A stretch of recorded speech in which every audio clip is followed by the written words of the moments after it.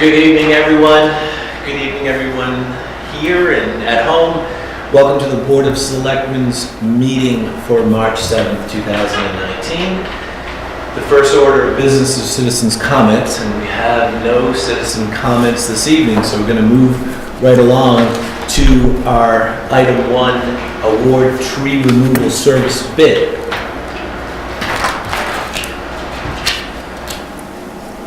Mr. Valenti, is there anything that we need to know other than reading the summary and the motion? No, it's pretty straightforward. You have the 4 bids as an attachment,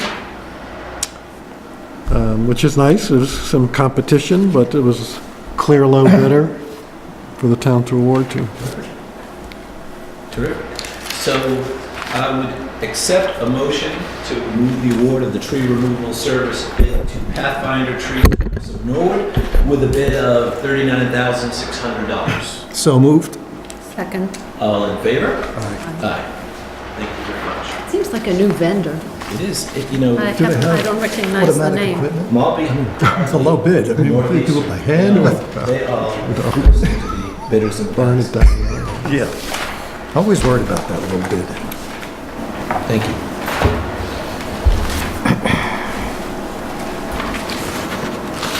Our next item, per Kathy Wells' request, to appoint Frankie Liu to the Carroll Management Advisory Committee to fill the unexpired term until June 30th, 2019 of Alexa Parasol, who resigned in January 2019. Additionally, Steve Kerskell requested to be reappointed to the Historical Commission for a 3-year term ending June 30th, 2019. Anything to add to that, Mr. Monte? No. Say to accept a motion to move the appointment of Frankie Liu to the Carroll Management Advisory Committee to fill the unexpired term ending until June 30, 2019. So moved. Second? Second. All in favor? Aye. And move to reappoint Steve Kerskell to Historical Commission for the 3-year term ending on June 30, 2019. So moved. Second? Second. All in favor? Aye. Thank you both very, very much, and special thank you to Kathy Well for providing us with the nominees. And Steve, this is, I believe, Steve's 3rd term. I think it's a second. Second? I think, but I'm not sure. Thank you. I would go with Mona. Well, no. Hedging your bets. The next item of business is the Technology Advisory Board discussion. Mr. Springett, would you like to bring us up to date? Well, Carl, I mean, you've sent out the proposed mission statement. We've gotten a couple of comments, so thanks for those who have commented on the mission statement. I think the next thing really to do is to go back over some of the comments, decide whether or not the draft needs to be edited in any way, and then probably represent a revised mission statement. I will say, one of the people responding mentioned a number of what I would have considered implementation functions that I don't see as part of the advisory board. I see the advisory board more as a strategic board setting direction with collaborating with the boards and commissions and providing expert advice as necessary. I think that we, as we evolve as a town organization, I think you're going to find probably a need for an on-board staff member to be with the requisite skills to handle the sort of the training, implementation sort of issues. And I would go further and say that in all likelihood, the actual work would be done by an outsourced vendor. And again, because we simply don't have the capacity as a small town to have that kind of resource at hand. But I think the combination of an advisory board, a project manager with IT experience, would be a pretty good first step for Dover. Carl, does that sound? It does, yep. Robin? Sounds good. I'd just like to add, one of the bits of feedback that I've got was that combined with the warrant article for a technology survey, a technology request, and adding implementation to the warrant article is, I think, an important step. Oh, good, yes. Because the leaving out this from a development standpoint, definitely appropriate. Leaving it out of the ability to go back a year from now, or 8 months from now, or 7 months from now is probably something that we should address. I would also like to note that I'm meeting tomorrow with Jerry Clark and Carl Rubin from Needham, who is the chair of Needham's advisory, technology advisory. So we hope to gain a little bit of knowledge and feedback from their experience and their service, so. Yeah, we definitely like to borrow from other people's experience and expertise. It makes it a lot easier on us. And special thanks to Mr. Clark, who most of you know is the chairman of the Board of Health, for his involvement and his feedback, and been very helpful with this. So there's no motion required. Oh, I mean, there's just follow-up. You're gonna revise the draft? Well, I'll take a look at the comments again, and if necessary, revise the draft or clarify role, and then I'll bring it back to the board at our next meeting. Okay, and then we can Yes. approve that. That's good. Perfect. Thank you. Thank you, Mr. Sprague.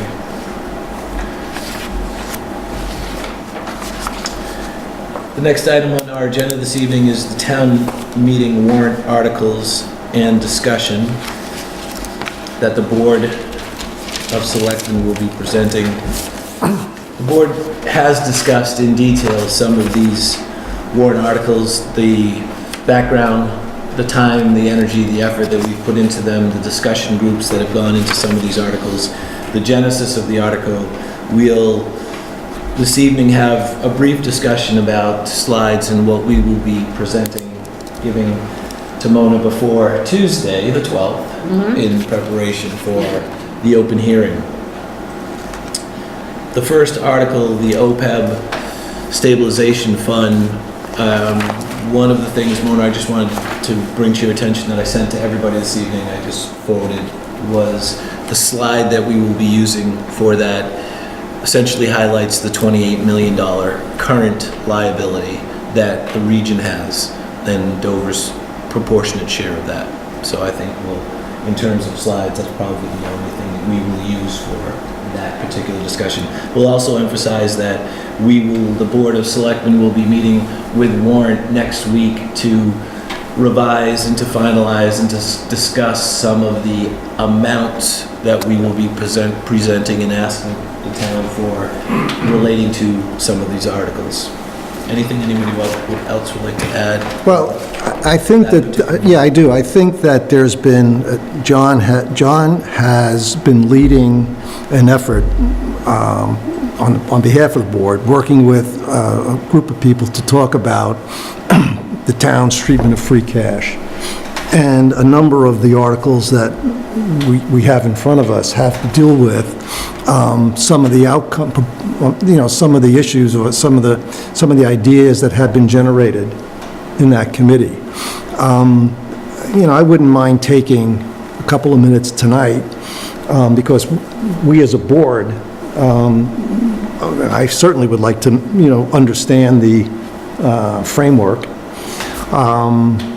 and get a sense of how this would work. So maybe we could spend some time first talking about the amount of money that we have in free cash today that's been certified, what the free cash group has been working on, what different ideas were discussed and bandied about, so that, and then you come back into what we may be asking the town to approve at town meeting. The other piece of that would be, I would really like to understand the sources and causes of free cash. because I think, although the issue has been talked about for a very long time, many town meetings, I'm not sure the level of understanding of how this happens, what it means. I mean, everybody thinks it's, well, there are factions. There are factions who think there shouldn't be any free cash, et cetera, et cetera. So I think we could take an opportunity tonight to sort of set the stage a little bit. Sure. I just have a few other comments, and a lot of them are based upon comments that I hear From the public. and in various meetings. So I still fundamentally believe that there is a misunderstanding in this town about free cash, because I consistently hear we have too much free cash. And so I asked myself, I am not sure that the citizens of Dover understand that it is necessary to have free cash. As a matter of fact, it is fiscally irresponsible not to have a substantial free cash balance. It's just like a savings account. And I asked myself, would anybody ever say you have too much money in your savings account? Well, depending on alternate investments. So I still fundamentally believe that there is a disconnect between why we need to have a free cash balance and this overarching just flip statement that we have too much free cash. Can I interject one Sure. thing? A very wise man sitting to my right suggested that we think of this more as a reserve fund. Right. Because free cash is a misnomer. Right, and so my concern is, because I hear wherever I go and frequently these statements, well, we have too much free cash. I think it is really important, and I think it's our role to make sure that the citizens of Dover understand why we have a reserve. Why we need a reserve, absolutely. Right, and what are the ramifications of not having this reserve? I mean, we know from our own experience that a significant amount of free cash was given back to the town. I think it was 10 years ago or so. And subsequent to that, what happened is the town had to put a program in place to rebuild the cash balance, and we had overrides in order to fund appropriations that were necessary. So I think it's really important to try and educate the town as to what the free cash balance is, what are the ramifications of not having it. And then I think this concept of too much free cash, I think we need to change the way we present that. I think we have in one reserve account a significant amount of funds. However, we have identified various avenues to which we should direct some of those funds. And in some underfunded liabilities and so. Right, and I think the other thing that's imperative to communicate is that this is not a fix that's going to occur in 1 year, and I think it would be fiscally irresponsible for us to say, oh, we're going to fund bucket A, B, C, and give the rest back, because we need time to understand and have a better grasp of what those liabilities are. So I would, but at the same time, I am fearful that somebody may stand up at town meeting and say, I think there's too much free cash and the town should give back, I'm just throwing a number out, $4 million. So we need to be able to demonstrate why, if that is a motion that's made on town meeting floor, why that is fiscally irresponsible for the town. So with that as a tee-up, That's a lot. So so what is the framework you folks have been working on? So the top three items that we began with, so the genesis of this, as Mrs. Hunter and Mr. Springer both pointed out, first of all, it's an accounting method. This free cash is something that is utilized frequently. It's utilized for a number of different articles at town meeting every year. And free cash is a way for the town to pay its bills. It's a way for you to operate your day-to-day tasks of running the town, first and foremost. And it is a bit of a misconception that we have an abundance of free cash because simply from a liability standpoint, we have a present $14 million liability that's unfunded. So the argument can be made simply, we could fund the liability and wipe out all of our free cash, but as Mrs. Hunter articulately pointed out, you don't necessarily want to do that on either side. You don't necessarily want to pay all of your bills that are not due today. You don't necessarily want to give all the money back that you have in excess capacity. So why do we need it? We need it for a reserve. We need it functionally to operate as a town, free cash. And why did we begin this process? I think one important thing is free cash is also a metric by which outside agencies Do a credit rating? Judge. rate your credit, and it is imperative. The worse your credit is, the more expensive it is to borrow money. And I think it has been a priority, and it's certainly been a priority of mine as a selectman, for Dover to continue to maintain a very high credit rating. Because what it allows us to do is when we do need to go into the marketplace to borrow money, we do it inexpensively. Right. So, for me, that's, as a financial person, that's a compelling reason to maintain a significant, an amount of free cash that will not jeopardize that high credit rating. Right. Because once you start going down that path, So John, everybody's talked about we have too much free cash. Did you guys talk about parameters? Yeah, we did. So we began with the essentials in the discussion, and it's a great point of the free cash because free cash begins with strong fiscal management. We have asked our departments, every department, to be fiscally responsible. So they have managed to a specific budget, and in some cases, turn back money. And in many cases, we have the ability to be very diligent in how our budgets are spent, how our dollars are spent, and how the governance of that is overseen. Can I ask Carl? Sure.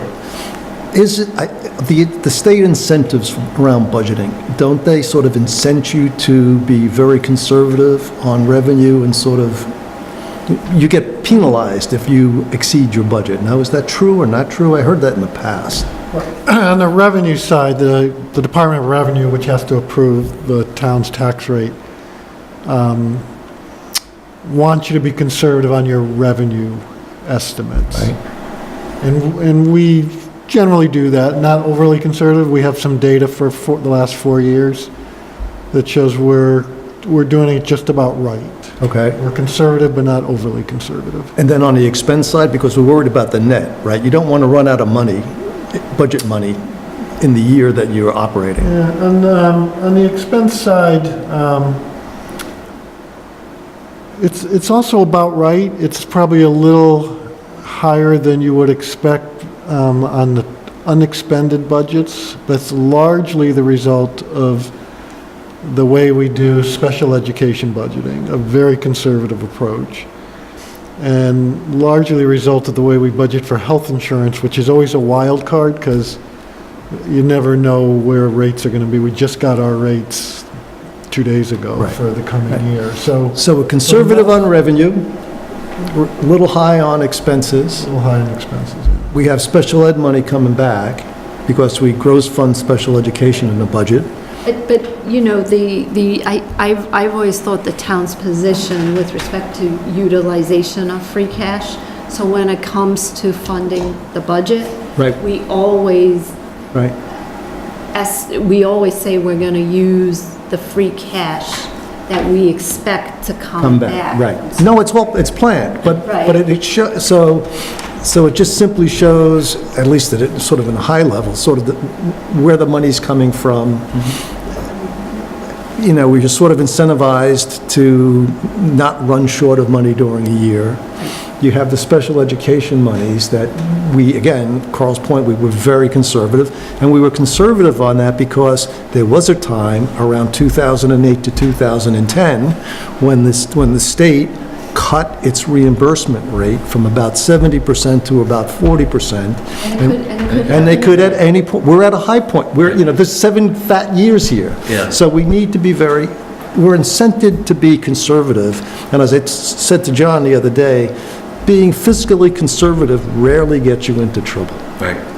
And we've had 10 years of an expanding economy. So Right. we've been very fortunate to be fiscally prudent, have an expanding economy. We've had a great opportunity to get to this point. So sorry to digress, I'm sorry. But your question's great because how the guidelines of this free cash discussion, and the free cash discussion didn't start in May of last year. The free cash discussion has been an ongoing, evolving discussion to the point where last year we had lots of discussion. The year before that, it was also a very heated discussion. And historically, the discussion takes place at the last article of town meeting. Last article, last thing to be done because you need it to balance the budget. So going into this discussion in May of 2018, the 3 guidelines that we set up for the discussion group. And first of all, let me just mention the folks in the discussion group. We asked for Bonnie Akins, Jerry Lane, Karen McTavish, Kate Canny, the chair last year of Warrant, Fred Hammerly, and the chair of this year's Warrant, Erica, joined me in this formulation of this discussion. So to have deep knowledge, people with a very deep knowledge base who were committed to the town and really understood the genesis of free cash and how we got here. So we began with, we really want to have a metric, a set of guidelines where we could come to the town and say, our free cash position is here and we want to make sure it stays within a acceptable percentage. As you've said, Robin, that people come back and they say it's too high. Well, if it is, and we did have an amount that is growing, we wanted to make sure it didn't grow above an amount that people thought was unacceptable. So we're at that point where we determined that 10% may be the low end and 16 to 17% should be at the high end. We got that 16%, data 10% of our operating budget, of our. So what, do we know what the metric is for the rating agencies? We know. What are they looking for with respect to free cash versus your operating budget to maintain a AAA rating. So we have 5% guideline that's established by DOL. You've got. I didn't ask about DOL. I asked Right, about no, that's right. The state minimum, The state- though, is 5%. It's 5%. And that's important, Right. that's a benchmark. And as a benchmark, but it's towns that have a AAA rating are in the 10% range. They're above 5 and somewhere between 5 and 10%. And when you look at, because it's unfair just to look at one metric. So I'm sure the rating agencies are looking at free cash balances plus any stabilizations that exist. Right. And in addition to that, I know one of the new metrics they're looking at is OPEB. Correct. So It's because it's as an unfunded liability, or Yes. because it's just been, we have to report. and as an unfunded. Okay, as an unfunded liability, okay. So, what would be an interesting matrix is maybe to take 5 or 6 towns around here and look look to see what are their free cash balances, what are their stabilization fund balances, if we know what OPEB is, to include that in there, and look to see what that is as a percentage of operating budget, just as another data point to Yep. see, are we in the ballpark? Because I would expect us to be We in are. the ballpark. You know, I think what's unique about Dover is we have not used stabilization funds. So we just have what many towns have in stabilization funds, we have put in our free cash balance. And we have used at times that free cash balance as a stabilization fund. For instance, I believe it was a fire engine that was purchased Yep. a few years ago, that the funds to purchase that were approved at town meeting to Right. come out of free cash, cash. which wouldn't be dissimilar from having a stabilization fund for capital equipment. Right. So we did have that metric, we do have that metric available. Karen gave it to us in our first discussion group, and what it did show, but it showed exactly where we are relative to the towns based upon 2018 and the certification of free cash in the 2018 amount. We had a high percentage relative to our budget, but in a actual real number, a tangible number compared to other cities and towns and other towns of our size, it's comparable because it does take into account, as you said, we do not have stabilizations where other towns of our size do have stabilization. So that is something you have to dig into on the metric as you look at towns. So we did have that. That was part of the first discussion group.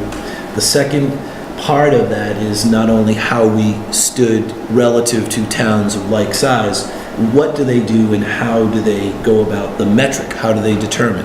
Some of the towns don't have the luxury that we have. They have to rely upon state aid for their shortfalls. We haven't had to do that. The second thing that we wanted to make sure that we did was to understand where money needed to be allocated. So if we did have a liability, what is the liability?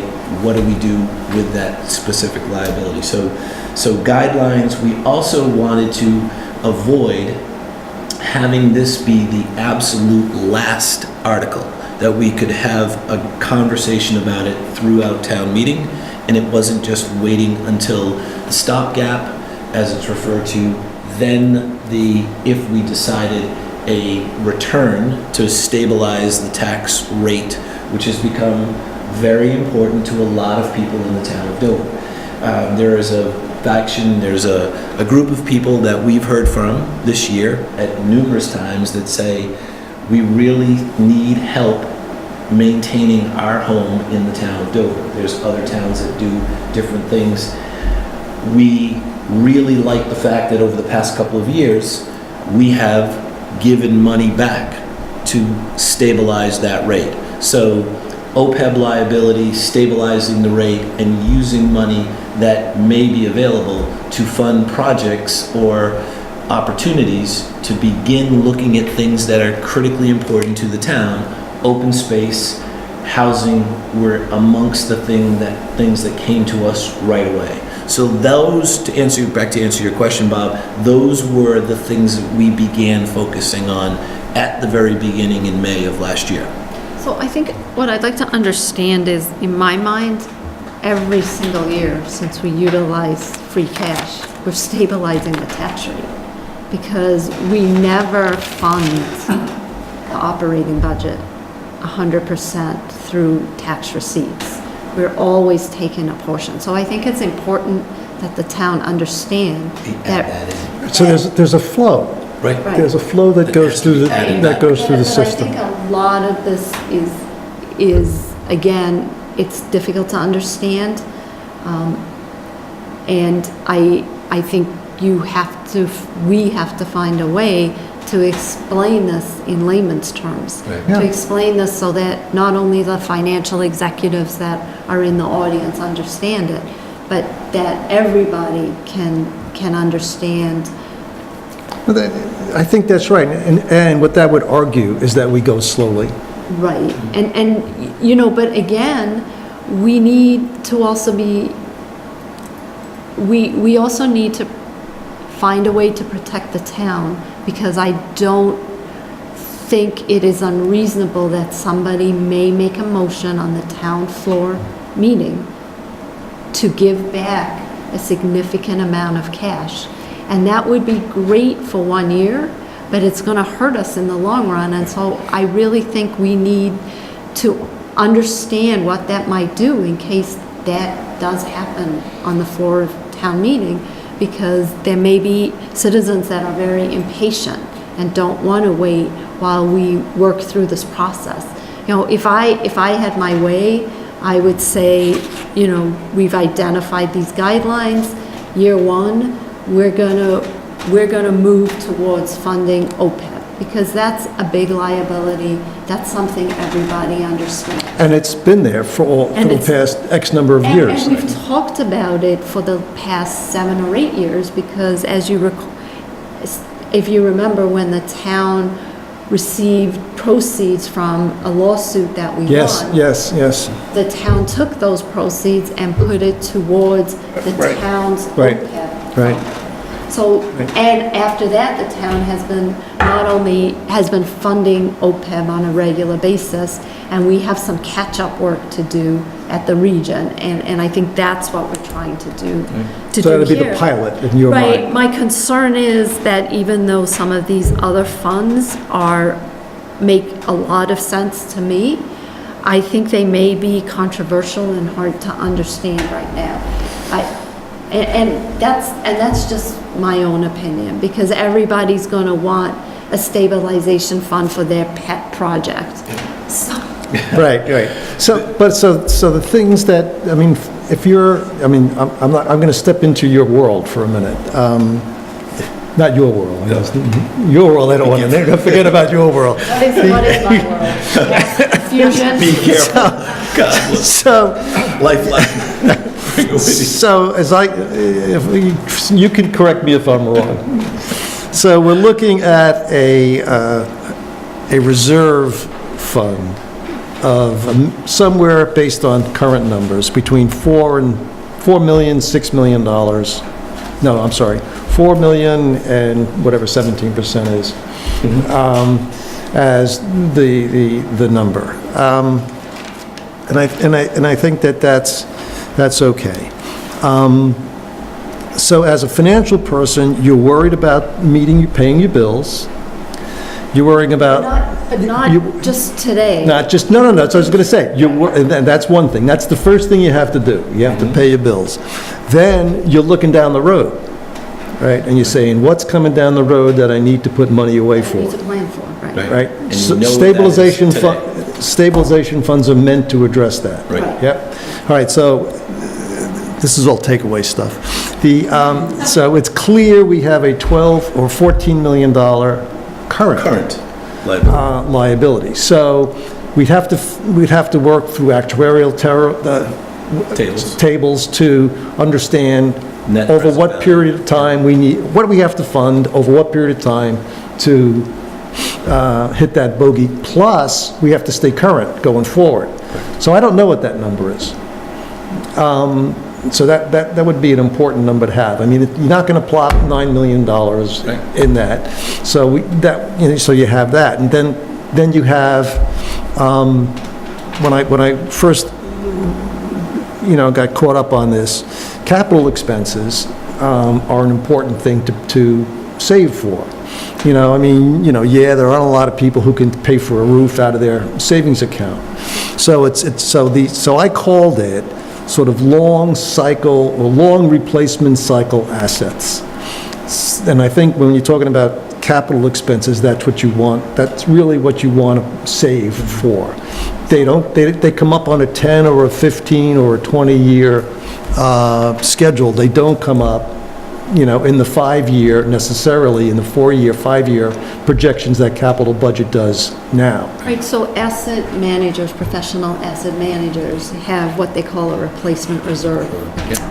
So what they do is, they do a capital needs assessment, and then based upon this capital needs assessment, they basically set up a funding schedule that on an annual basis, they fund X to pay for these capital. So similar to expenditures. OPEB, but in a way that we're Right. putting money away for the, Right, and you never put away 100% of your capital needs assessment because things change along the way, but you put away a comfortable amount so that when you have to replace your roof in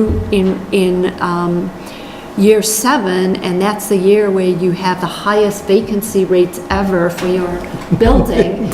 Lowest income. Right. I got that, yeah.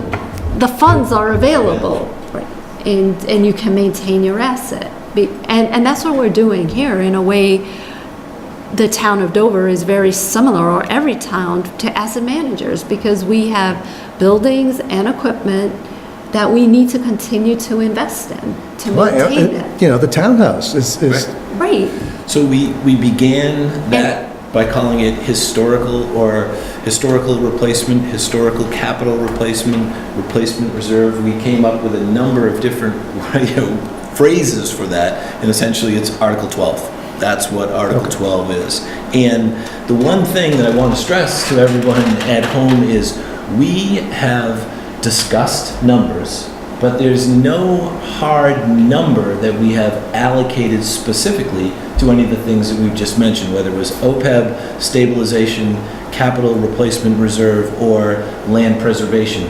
Those 4 items were the 4 items that kept coming back repeatedly as these are the items that are constantly on our radar screen. Right. They've been on the town of Dover's screen for, as Mrs. Hunter just spoke about, for years. This didn't you invent free cash when you were on Warrant Committee? No, I didn't. I'm not that old. She spent it all. No, I did not. Oh, she was tough. She was tough. Well, she was tough. That was recorded, thanks to me. Free cash. So Thank God for it. I agree with everything you said. I think. Can you say that again? Loudly. Loudly. You agree with everything we said about But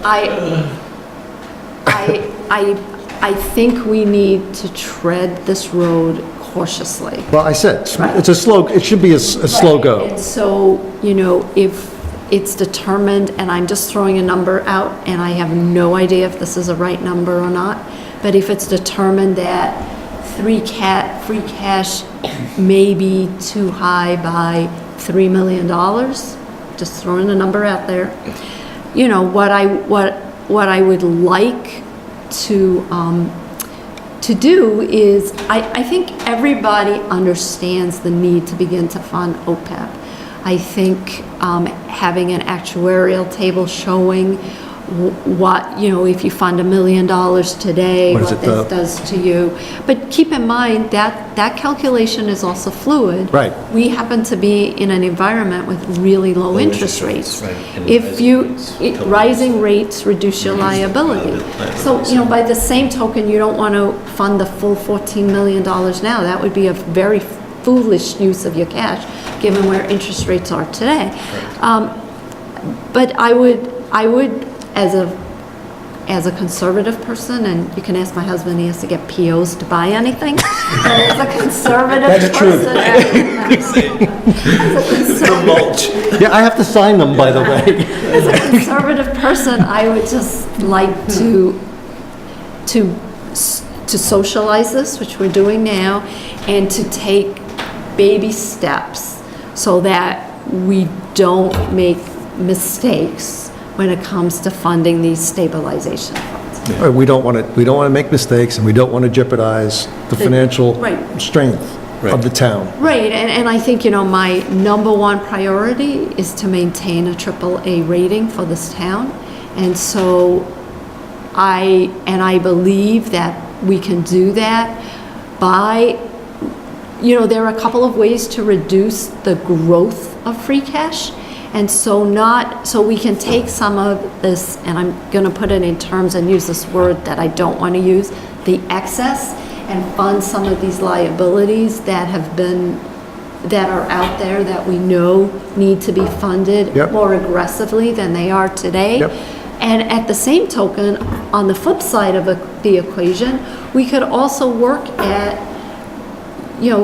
when it comes to budgeting, what can we do to perhaps move the lever a little bit and maybe be a little less conservative in certain areas so that we're not growing that free cash balance as fast as we are or have been growing it. So, there's so many different levers that we can pull to manage this.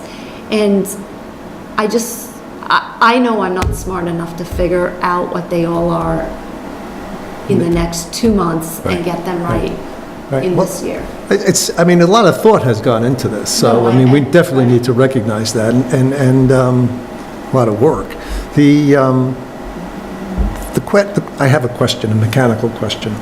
So, when I was sort of playing with the proposal that you guys, I said, okay, so it makes sense to me if the state minimum mandate for a free cash account is 5%, that's probably too low based on our actual experience in the recession of 2008 through 2009 and 10. And I would guarantee you, if you were at 5%, you would not have a AAA rating. Right. Given where your liabilities are. Right, so today there are, and so we have some metrics that we want to adhere to, so that's important.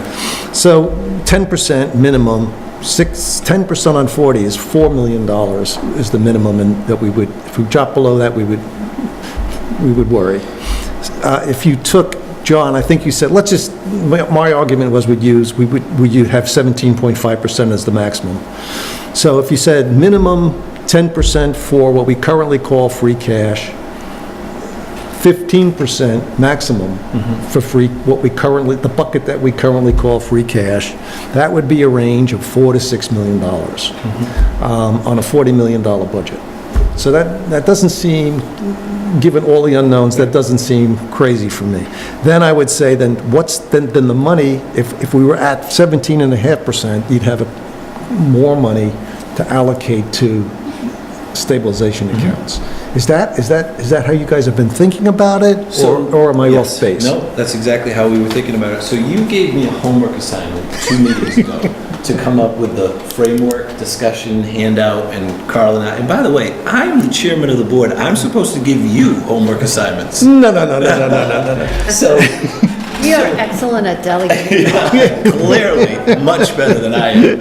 So I took your homework assignment and I went, Fred Hammerly and Jerry Lane, and I went back to this graph, this chart, which shows free cash from 2007, I believe, to 2009, and how we grew. I had one of these. I'm sorry, 2015. 2018, how you went from free cash of $5,877,594 to $9,785,433 today. So we took the 4 years of free cash and we took how we got from here, from where we were in 2015 to where we are today. We took what I call the replacement rate, which is what you're referring to. Yep. The difference between where you were and where you are each year. So how were we replacing the money and how were we spending the money? And that difference is right here in column E. So this will be a handout that will go along with my framework. So the one thing I would suggest. Edit, correct? No, it's not a correction. I think it's a good data point, is as this number was going up, so was the operating budget. Right. So I think As it a would be percent? helpful As a to percent. put a percent. So that is a... Just as a number. Just as Not that we're all geeks. Yeah, but so if you take the percentage, Because it's not, Yes, I understand. it's actual numbers, not percentage of the budget. right, but if we're using free cash and we're saying the metric is as a percentage of the operating budget, then I think it's really important to understand that free cash should grow because your operating budget is growing. Yeah. But, so, I think that's even Erica for a asked the same non-geek. question a week ago for the Blue Book percentages, Oh, right? okay. Yeah, the percent of operating. This is in one of the emails. So it's definitely something we can do. So back to what you just were discussing Mumbled. with, that's how we got here. So Okay. how did the numbers that I shared with you, Erica, last night, or that you discussed last night, how did I derive that number? That number is derived from last year, what we went from at the end of the year with free cash to where we were this year in free cash, using that number, the average of those numbers over the past 4 years. So you reduce it by a factor of, say, it was about 6% or 7%. So I took the actual number, reduced it to get to the average, and that's how I proposed to you those numbers that we would use to stay within those operating guidelines that we came up with. So it was a lot of work. It's a long-winded explanation, but we actually used the data that we've had as a town for the past 5 years. Okay? So that's how you got there. So it's easy to defend. It's difficult to explain, but it's easy to defend. The using that much money, because historically, we're going to replace it. And there are sort of other hidden things. I mean, in the past, we had a series of overruns, or overrides, rather, that were required.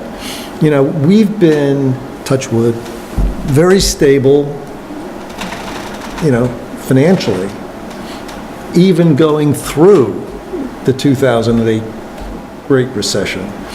And that has sort of provided the stability that I think helps the town maintain its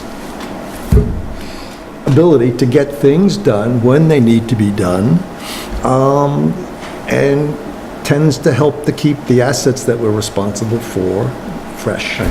Well, we've also been very conservative and slow Yes, to make yes. changes, which, you know, and that's the other thing. There are a couple of programs that need to get moved forward That are going to require funding. that are going to require funding. There are the same people who have approached us to say the money needs to be allocated to X, Y, or Z, always come to us with a suggestion of what X, Y, and Z should be. Whether it's housing or land management, conservation, water resources, all of the items that we have discussed continuously this year, last year. We know what those items are. We listen, and we have been listening to you when you say to us, we want to address whatever it is. And by those items, whether it's stabilization, funding a liability, replacement reserve funds, or land preservation, those are the items that we really have taken a hard, actuarial, numbers-driven approach to, so we can defend them and we can address them articulately when they come up to us, because they're never going to go away. Housing, land management, water resources, and schools are always going to be the items that Right, people are concerned and with. my one concern is, are you only going to get one bite at the apple? And if I were going to try and support a land preservation or stabilization fund, I would want to present a plan. Like, I would want to say to the town, these are the large parcels of land that we have identified that could come up on the It's market. like Essex. It's like Right. Essex. These are the parcels of land that we believe are parcels that the town should consider retaining. Because we're not going to be able to stop every parcel of land being developed. But to just randomly ask to put money aside into a stabilization fund for land preservation, I think without presenting that in conjunction with a well-thought-out plan, which you can't do in 2 months. Right.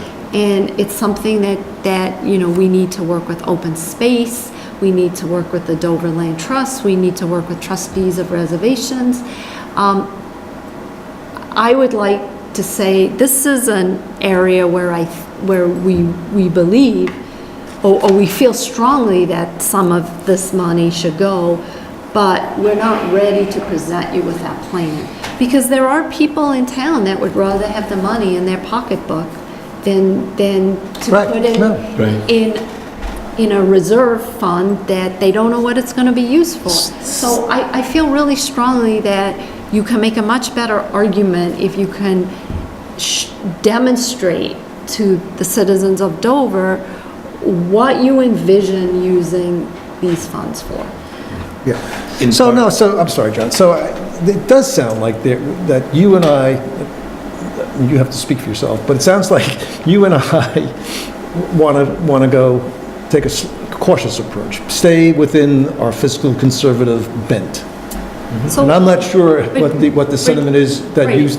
So, you know, today, sitting here today, and I know we're gonna have a conversation with Next Warrant week. next week, but sitting here today, I feel really comfortable and very strongly about moving forward to set up an OPEB stabilization fund. okay, The capital reserve fund and the land preservation fund, I believe are items that are necessary, but for the capital stabilization fund, I would love to see capital needs assessments for each and every building for the town that we can look at and then Right. set this plan up in place. You know, again, as a citizen, I know we're trying to do the best thing for the town. I know we as a board don't have ulterior motives, but we need to be, I think we need to be able to present a well-thought-out program for how we envision these funds being used. And for the capital stabilization fund, on the flip side, I think you have to tie that to Article 5, because if you have this fund, you won't necessarily need to fund Article 5 to the degree that you're funding it, because you will have money already set aside. depending on your definition. Right, so I think we need to be able to present this balanced approach. So that, today, that's where I sit. I am interested to hear what Warren has to say. Right. I have an open mind. I am so pleased that we're having this conversation, that we're creating a framework, because we had to do this, so, And we have to educate. right. So. And that's if- just my so- position as a conservative. So I'm sitting here going, I can be easily convinced that, I am convinced that the OPEB is the test case, is the pilot, is the beta. And it gives us a opportunity to sort of see how the gears work. And I don't think it's a stabilization account, I think it's a trust. It would, yeah, because of the, it would be a We trust account. cannot give it, Stabilization, okay. we Has to be, cannot give yeah. it to the school. Okay, all right, okay. And, you know, with the introduction of the on-site insight capital needs assessment reports at both the region and at Chickering and now at Carroll, they've also proven to be useful, and we should extend. And don't you, I can Yes. see how that would dovetail Yes. to a capital stabilization fund. I think taking a long-term, capital looks at 4 or 5, even capital is relatively limited, but it doesn't mean they have to be. Right. And I think that what do they call them? Long-term replacement cycle assets, right? When you get into that 15-year cycle, or a major renovation, I mean, this place has some of the infrastructure that Carroll has. You know, you may, as you're going forward, anyway, large projects need to be funded over time. And part of the funding is also going to be floating a bond. And part of the funding is going to, yes, it's not going to be all or nothing, right? So if Robin twists my arm like she usually does, I would stick with OPEB. Yeah. If she's kind, I might be persuaded to do capital budget. But Right. like Robin, we're setting this, we have a meeting on Wednesday next Right. to hear what you guys have to say. But it's just, we really haven't had a full discussion like tonight And around this. we'll also reiterate that we have not determined the numbers. We've Right. come up with a framework of what they could be, what they possibly should be, not to go above or below, if we accept those guidelines. Right. One thing that I also will say with regards to one of Mrs. Hunter's homework assignments for me was we began the land preservation conversation in earnest this summer as a result of something that we heard during the search committee process, which we all thought was great. How come we all thought it was great and I got the responsibility of doing the follow-up? You got the short straw. Exactly. So we looked. There were only short straws, by the way. Yeah. We looked we looked at what Essex has done, and they have done a phenomenal job. We have met with representatives, and we have done a deep dive. I gave Erica and the other members of the committee a link to a 188-page, very well done overview of what Essex did, how they did it, how they assessed all the land, how they took inventory of everything that was available. They networked land together. They worked very closely, as you have both said, with their conservation people, the conservation trusts that were surrounded them, the Cape Ann Greenway, the Cape Ann Water Conservation Trust. So we want to do something that's similar to that. We'd like to have that opportunity. It's a long process. It is a lot of work when you see exactly what they did, how they began, and the genesis of that project. So I totally understand. We want people to know that we are listening and that this has been a part of the entire conversation.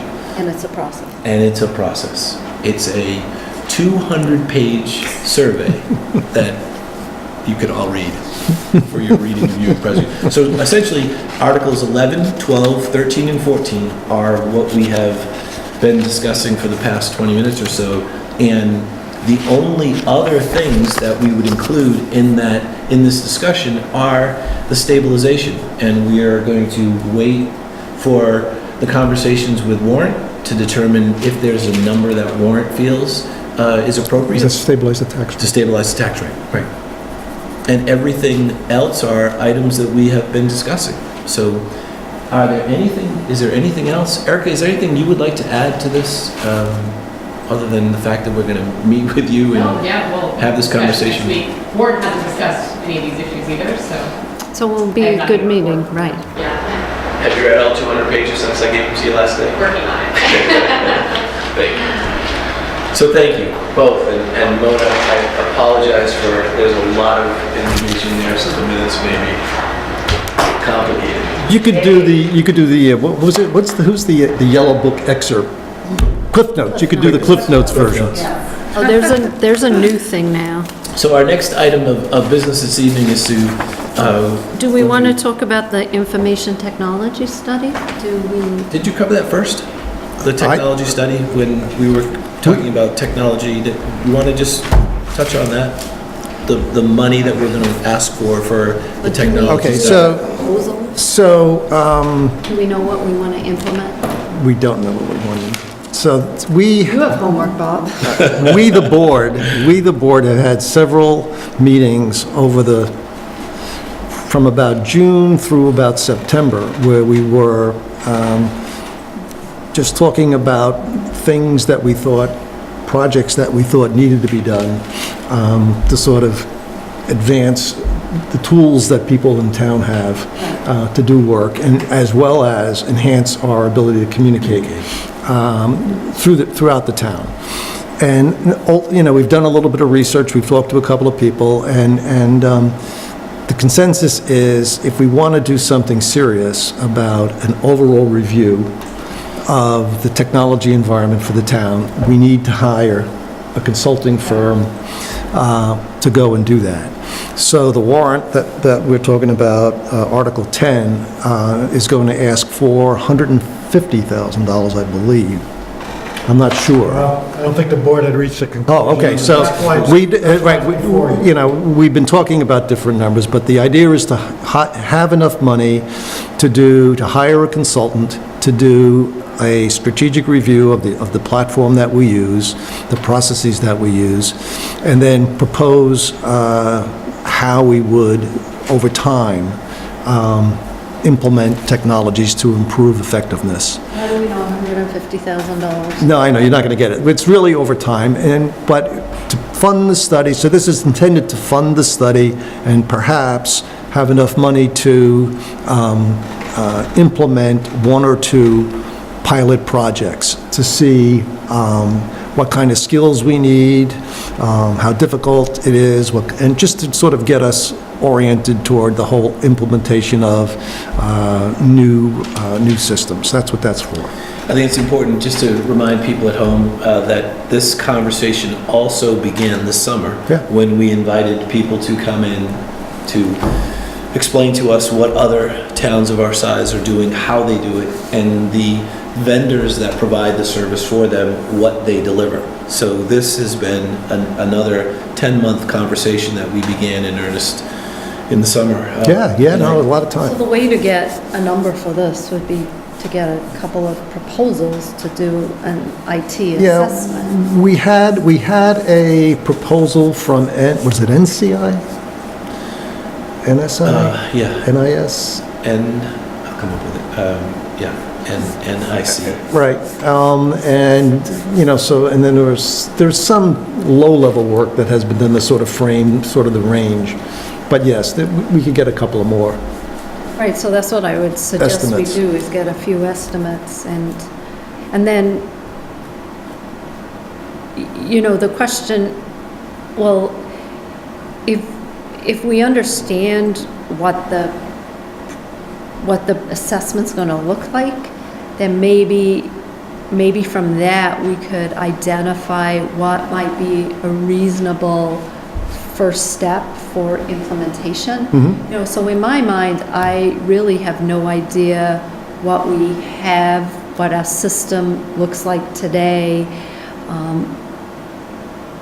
And to me, the most important thing is, so in my mind, phase one would be to ensure that every town employee has the right tools Yeah. to do their job. Yes. So I would like to understand, there may be a whole number of computers that should be replaced. I would like to make sure that everybody has,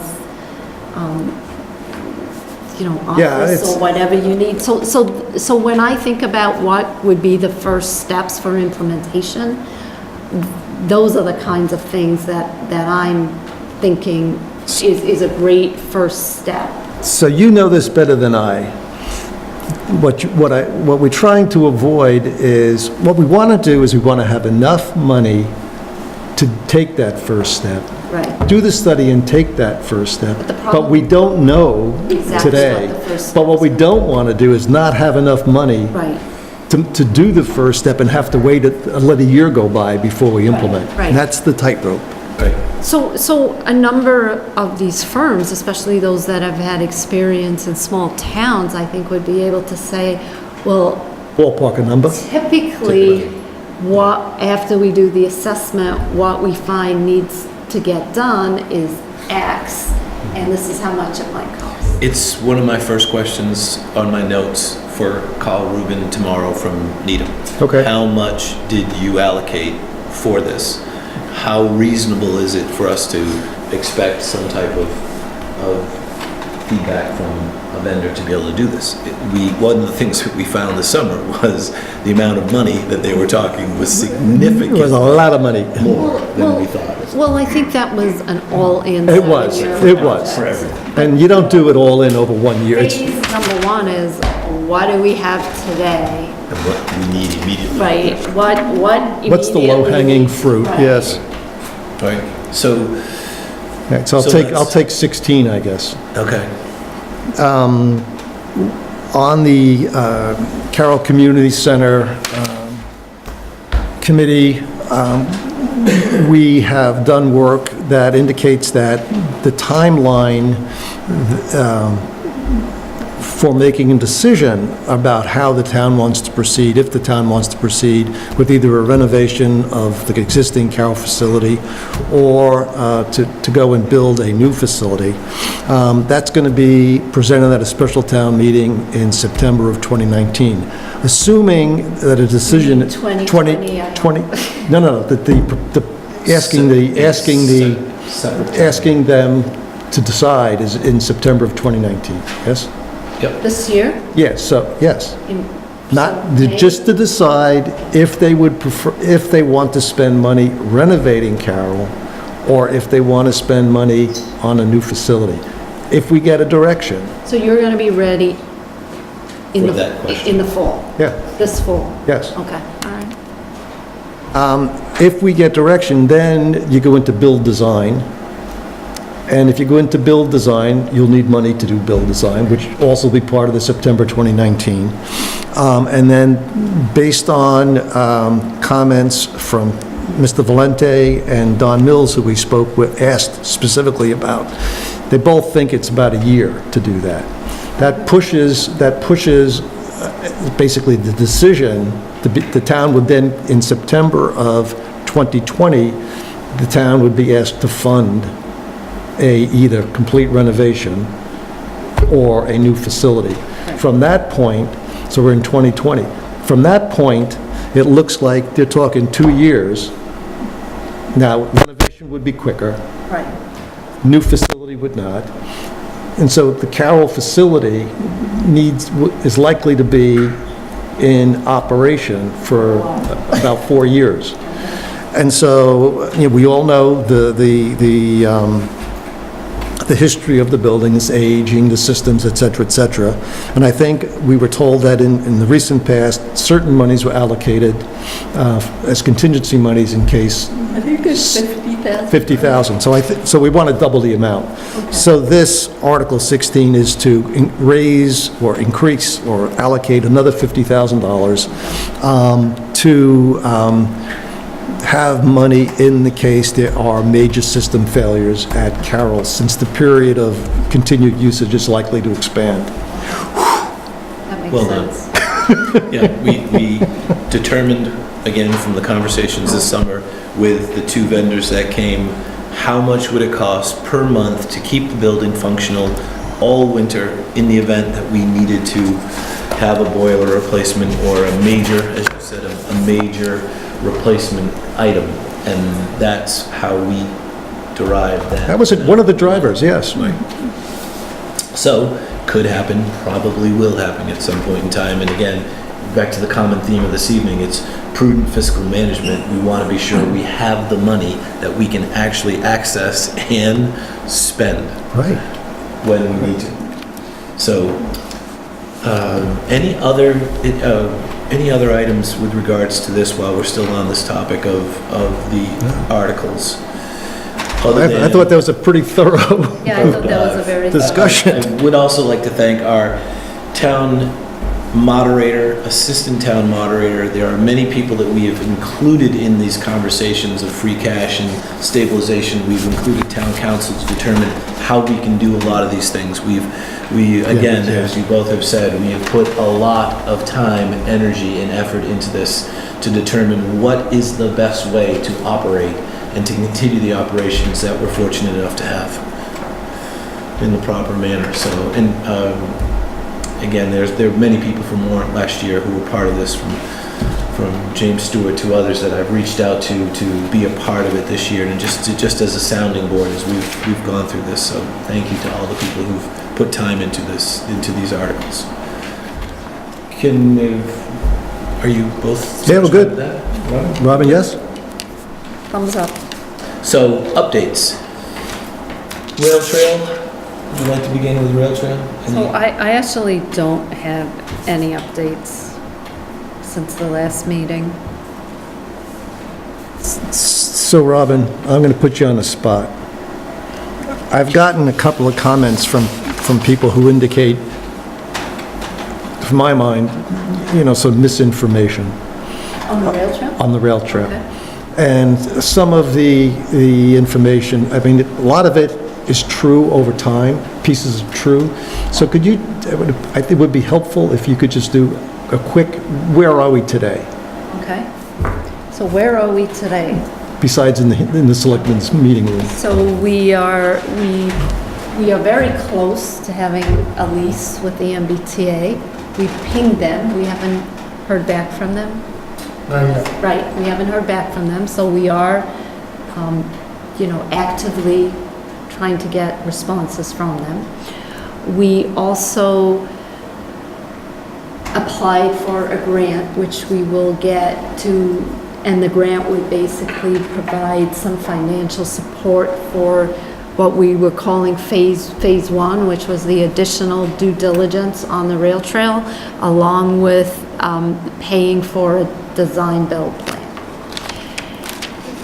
In conjunction with that, we also, the Friends of the Dover Greenway would like to work with the interim town administrator and myself and reach out to other towns just to stress test some of the estimates that we got from Beals and Thomas. Because when you compare estimates for Dover versus estimates for Medfield, both by Beals and Thomas, there's a significant price differential. Right. So we want to, and we've committed to Friends of the Dover Greenway to figure out why that is, and are there potentially things that are being priced out in the Dover estimate that really shouldn't be there. Right, okay. And I have touched base with Friends a number of times. Most of them are just getting back from vacation. So they said that they would get back to me in the next week or so that we can try and set up a date. So, Carl had also suggested maybe we can reach out to some other towns that have completed the build, such as Needham, and try and compare some of their cost estimates to ours. okay. I mean, is there any sort of target dates for having that discussion with the... We're waiting for Friends to, we would like to do this once, so we would like the Friends to be involved, so I need to get them to tell me who is going to participate. And they were very helpful, pulling the grant together. They were very helpful actually getting the actual estimate from Medfield that they got from Beals and Thomas so that we could try and compare.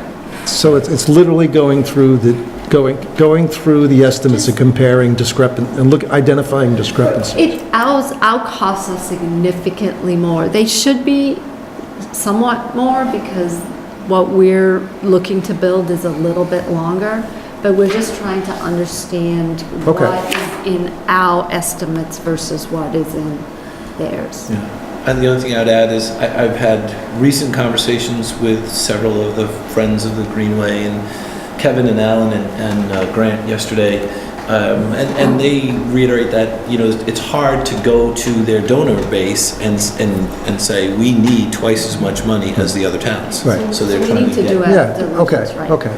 Thank you.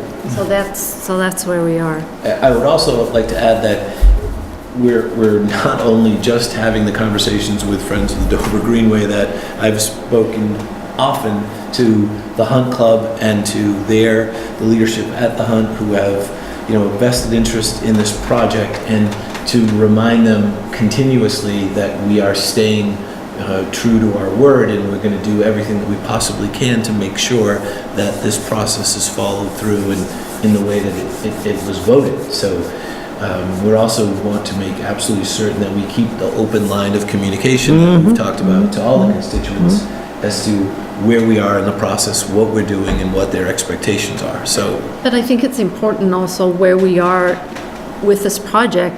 The Friends are responsible to fund it, so it does make sense that we would be spending a lot of time with them right now, because we need to all be comfortable that the estimates reflect close to the costs, and that they can then go out and Raise money. Raise money. Okay, again, thank you very much. Would you like to add anything with regards to Carroll? Carroll Community Center, well, obviously not a heck of a lot has happened since last Thursday. I'm just trying to think. The plan for March is obviously not changed. We're looking to take advantage of other groups' gatherings to talk about Carroll. We're going to go to the COA's St. Patty's Day lunch. Maybe we'll have an opportunity there. I don't know. And so it's really, I think Erica sent me a note about doing a presentation at open hearing around Carroll. So those might be two opportunities to start to engage. So nothing other than that. It's the plan. The plan for March is get the material in order. Process underway. Anything you'd like to add with regards to search for permanent TA? So the search has begun. Felicia was going to confirm that the advertisement went on the website, but she was a little nervous about that. We also have an organizational meeting set up for the 14th of March. And what we're going to do at that meeting is Mary Cardy from the Collins Center is going to come in and talk about framework, interviewing do's and don'ts, how the process is going to play out. And we are also, Felicia sent out a doodle poll today so that we can put on everybody's calendars, potential interview dates. Good. It's got to feel good. Yeah. And, I've had certain candidates or potential prospective candidates reach out to ask about the process, and I referred them to the Collins Center. And I think Felicia said that she had somebody reach out to her as well. So the word is clearly out. Terrific. I just said the word is clearly getting out. Oh, yeah. Thank you. Well, they're a little afraid of Mona in the And they should be. Justifiably so. The only thing I could possibly add to the free cash discussion that we haven't already articulated this evening is free cash is a accounting process, and it is a mindset that we have had in the town for a while, that we are not going to violate in any way, but we're going to make a process that is hopefully more transparent and accommodates all the things that we want to do. And we're going to change the name to reserve funds. Reserve funds. Thank you. The next item of business this evening is the town administrator update. Actually, we can pretty much go through that, where there's really nothing else to add. Yeah. Carl, anything that we need to add for that? Oh, he's talking about Newtown website and... Right, and there's a very nice schematic. Oh. Thank you, sir. Schematic. I want to hear this explanation. So, yes, this is, we have reached pretty much of a conclusion where we want the new website both to look like and how it will function. It will look much sharper than the scanned one. Well, this is cool. But I have a vision. You imagine. I actually think we should implement this. Color? I'm liking this. So actually, let me just take you through the three pieces of the homepage, because this really sort of sets the stage for the rest of the website. So in the main top of the page, there'll be just photos of different vistas in Dover, and we've already come up with a number of just beautiful photos that we think should be shown. Us? That are really, The three of us? You don't have John in any of them, do you? working its Can you way start out of with us? this, but it's not quite the same as the Red Winged Bag. But anyway, so now we want to brand, so to speak, brand Dover Right. for what it is. Something that has beautiful open spaces and vistas, and use the website to do that. You're out. Beautiful open spaces, you're out. You're out, sorry. So that will be the branding aspect of it. So across the top where you have the round buttons there, those are all drop-down menus. Every page will have a home page, so every page will have a button that takes you back to the home page. Okay. You can always get back to the home page. The second button about Dover is something that's very similar to the current website. It talks a little bit about Dover, the community, and the size of it, and the type of community it is. So similar to the information in the current website. The third button, which will be again a drop-down menu, will list every town department.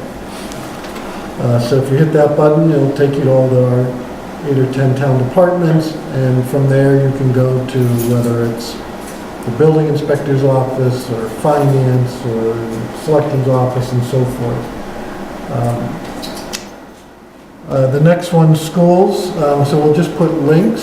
So we're not going to actually build those websites, but we'll have links to Chickering, the regional school, to Minuteman, and to Essex, Norfolk County Ag School.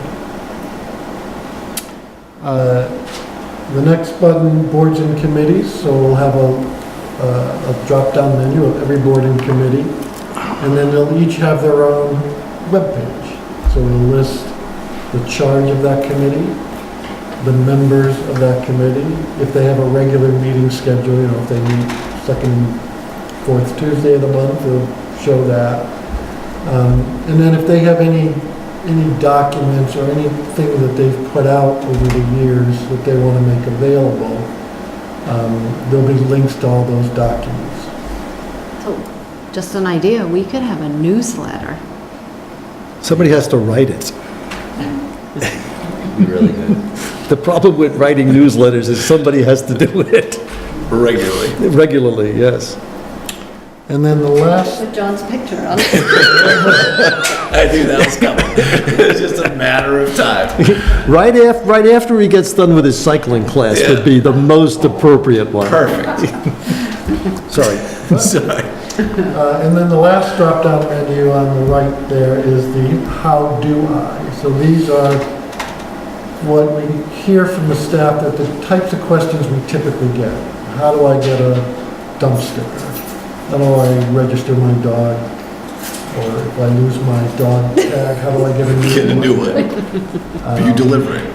So the sort of the common things, particularly for somebody who may be newer to the community. Where do I pay my taxes? Where do I pay my taxes? When are my taxes due? How do I get a transfer? How do you get A the ticket transfer to the station? transfer Yeah, so, How long is this list? It could be a pretty extensive. Well- Is it broken up by category, highway, or is it just a general? You tend to base it on what the types of questions we typically get. So you maybe 20 is what you'll typically see in a community this size. And then you look at the metrics over time. If nobody ever asks about how do I get a new dog tag, Except you Roger. take that one off and you put something that's more likely to get. When I got my dog tag, I said to Felicia, I should just get a duplicate because I come back every year. I think we should just get her another dog. Yeah, With get a a tag. tag. Yeah, good idea. I knew nothing about this. I was just using the same example. I apologize on behalf of them, so. So that's part one. And then in the middle of the page, again, is another set of drop-down menus. Starts with town services on the left. So in this case, the drop-down menu will be about our services, because many people know that they have to register their dog. They don't necessarily know it's at the town clerk's office. There's nothing intuitive about that. Right. So there'll be in that drop-down menu in town services, license my dog, or any other service that we offer, I used the notary service. the notary service, things of that nature. The The next drop-down menu after that is agendas and minutes. So for boards and committees, you drop down, you see Board of Selectmen, you can hit today's date, your menu will show up. There'll be another link to your minutes of your meetings. And do that for all of our boards and committees. The third one there, another drop-down menu, pay a bill online. So it's for paying your property tax bill or your motor vehicle excise bill, which you can do online now. There'll be the links to the service that we use for online bill pay.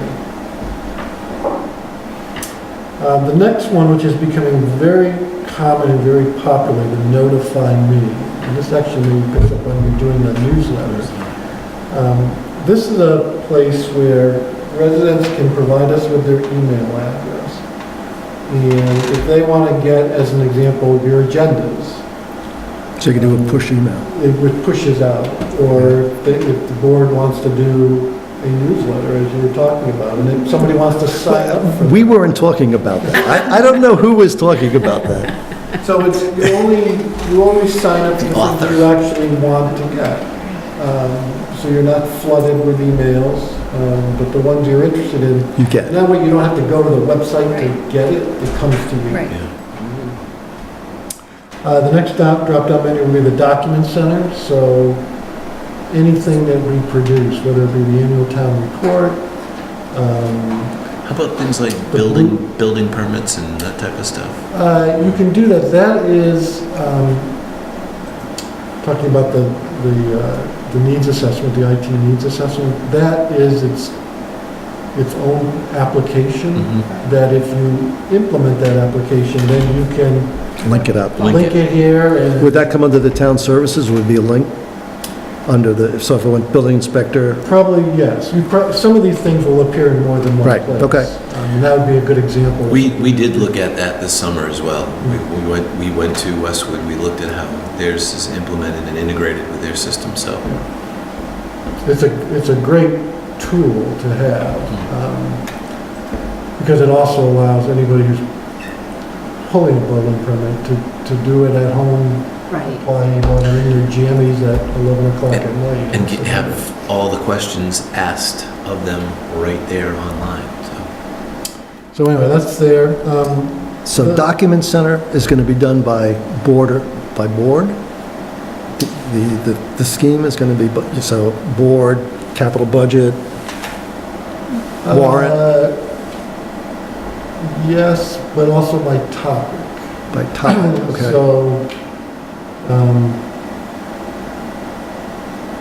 trying to think of some document that, if there's been some study that was done, Hydrology study, the hydrology study. So that may not be under the Board of Health, because people may not know it's a right. health, Board of Health. So double, But- so search but a criteria. water, Yep, okay. so you'll be, The recent survey that we completed this week, for The open space. space? Public records request is the next. So the Secretary of State's office has, as you know, changed its state law on requesting public records, and really a strong push to make it easier for folks who want to request public records. So they've come up with a standard form that folks could use. We've all had to identify who our public records access officer is, and every community has to have one, at least one. So this is just an easy way if somebody wants to request a public record, hit that drop-down menu, the form drops up, they can complete it, email it to the town, we'll go to, in most cases, the town clerk's office.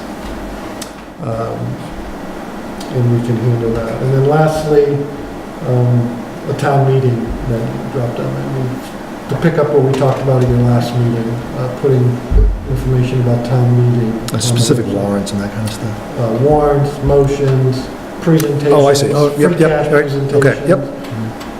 Homework assignments. And it would be, and we would not only do it for the current year, but leave prior years on. So if somebody wants to see, what'd you do 3 years ago, that would still be Available. from the website. And then the bottom third of the homepage, on the left side will be latest news. So town caucus is Monday, whatever the Monday's date is. 11th. 11th, yes. Type of thing, sort of things that will only appear there 7 p.m. for maybe a couple of 7:30. weeks. Yeah, latest news should be, should be a couple Town days, meeting coming up. right, or a week or something like that, yeah. And then on the right side, our calendar. So if you were to go into the calendar today, on the right of the calendar would show your meeting.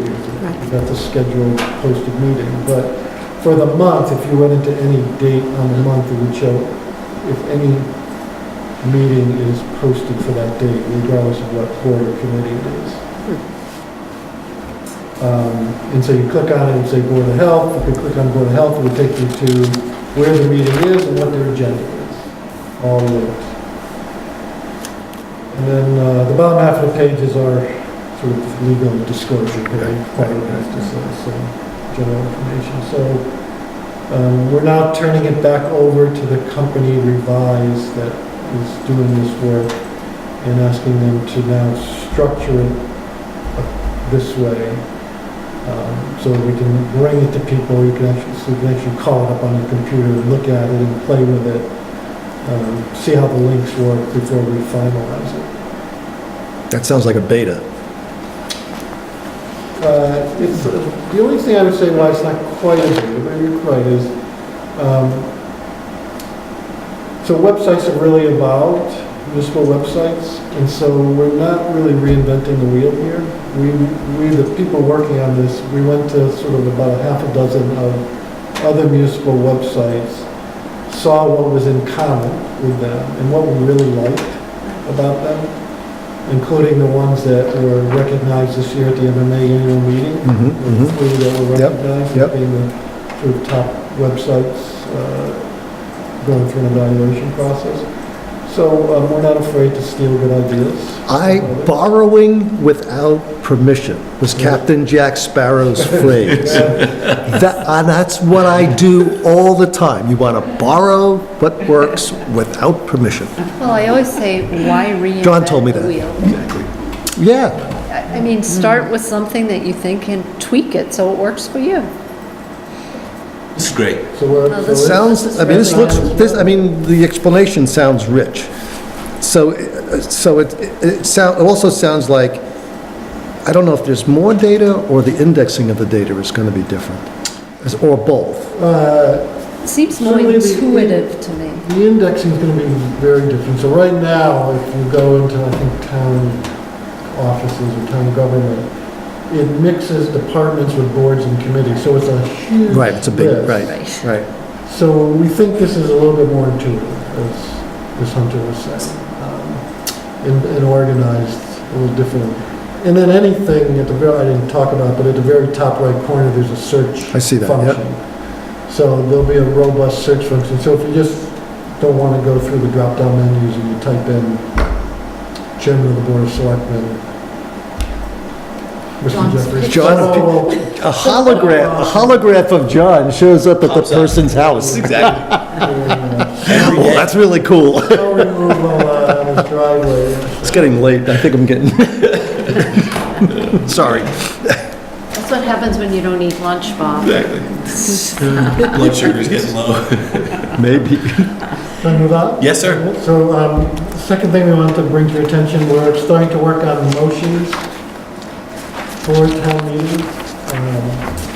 And so your discussion tonight, and there's no particular document to look at, just Okay. this information. Your discussion tonight was helpful in terms of doing the motions.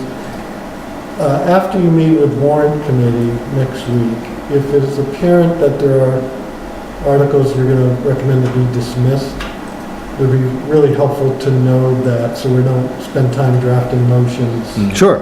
I think it's our intent, definitely, to leave that meeting with a very solid idea. We have, as you know, we've discussed this, we have this week gone back to some proponents of articles and have had preliminary discussions with them and been productive in either streamlining articles or getting the articles dismissed or trying to combine.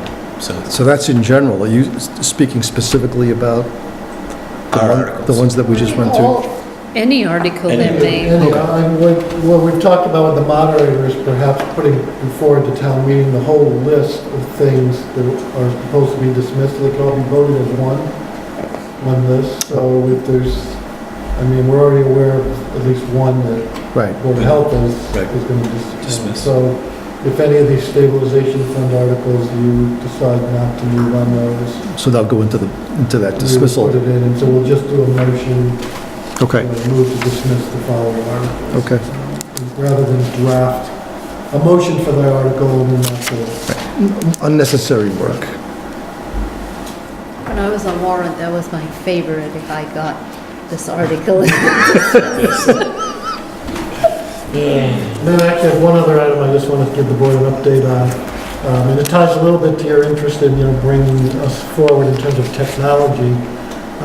So we've started the process of implementing a new integrated financial management software package. The vendor is called VADAR, V-A-D-A-R, used by a number of Massachusetts communities, so it's pretty widely used. Been around for a little over 20 years. So finance staff met with our lead person at VADAR this week to work out the implementation schedule. So the plan right now is we're planning to go live July 1, so for the new fiscal year. This is a significant undertaking for the staff, primarily the town accountant and treasurer collector. Does the accountant have previous experience with this system, or is it going to be a new system for her as well? It will be a new system for her. And part of it is creating a new chart of accounts, which is basically the dictionary that Yeah. we work off of. And just doing that piece will be a huge piece of work. So you can't export it from the current system, or we don't want to? So the current chart of accounts is not adequate for what we need today. But what's even more difficult is we can't lose the data Right. in the current, for all the current fiscal years and the prior ones. We need that data. So we're trying to figure out, working with our old vendor, who we're no longer going to be work for, saying, we need you to give us, So we can import it. export the data that we can import into the new chart of accounts. But it's like using one version of French, sort of, I'll use Italian, Northern Italian and Southern Italian, where you're trying to mix, because the two Similar charts to the Gmail thing. are going to look different. So, as I said, made it an aside. We were told that we were trying to convert from first class to Gmail. And that turned out to be a difficult thing. And so, does the data have to be in the system, or does it need to be accessible?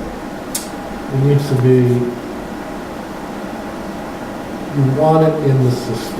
Right, but there's a cost to that, in terms of, there's a labor, Well, there's a labor cost to not having it in the system, because if you give somebody, 500 pages of printouts, so they can look at your last 3 years of budgetary data, I mean, think about doing next year's budget if it has to Without- literally be done manually, hand. because you have to go through a paper copy. So I obviously don't know enough, but are there files that you can sort of, computer files that are accessible, that you can archive, that you can Then go in. go in and query, so that you don't have to move the history? You don't have to answer me, it's just, Yeah. because that was literally the thing that we talked about with Gmail, and it turned out that what we thought was happening at the region wasn't what was happening at a region. They essentially kept the old system, but they kept they made sure that the records from the old system were accessible. And then they just started With with the new accounting system. systems, you have to ask what statutorily do you have to Yes, keep? yes. And when I've migrated from one system to another, each migration has been a little bit different, because to Carl's point, it's the most difficult task is mapping the data from the one system Yes. to the other Yes. system. So in some conversions that I've done, what we had done was just determined the level of information that we needed and basically imported balances so that when you ran financial statements, you got the right information. But the issue with that is you didn't have the detail.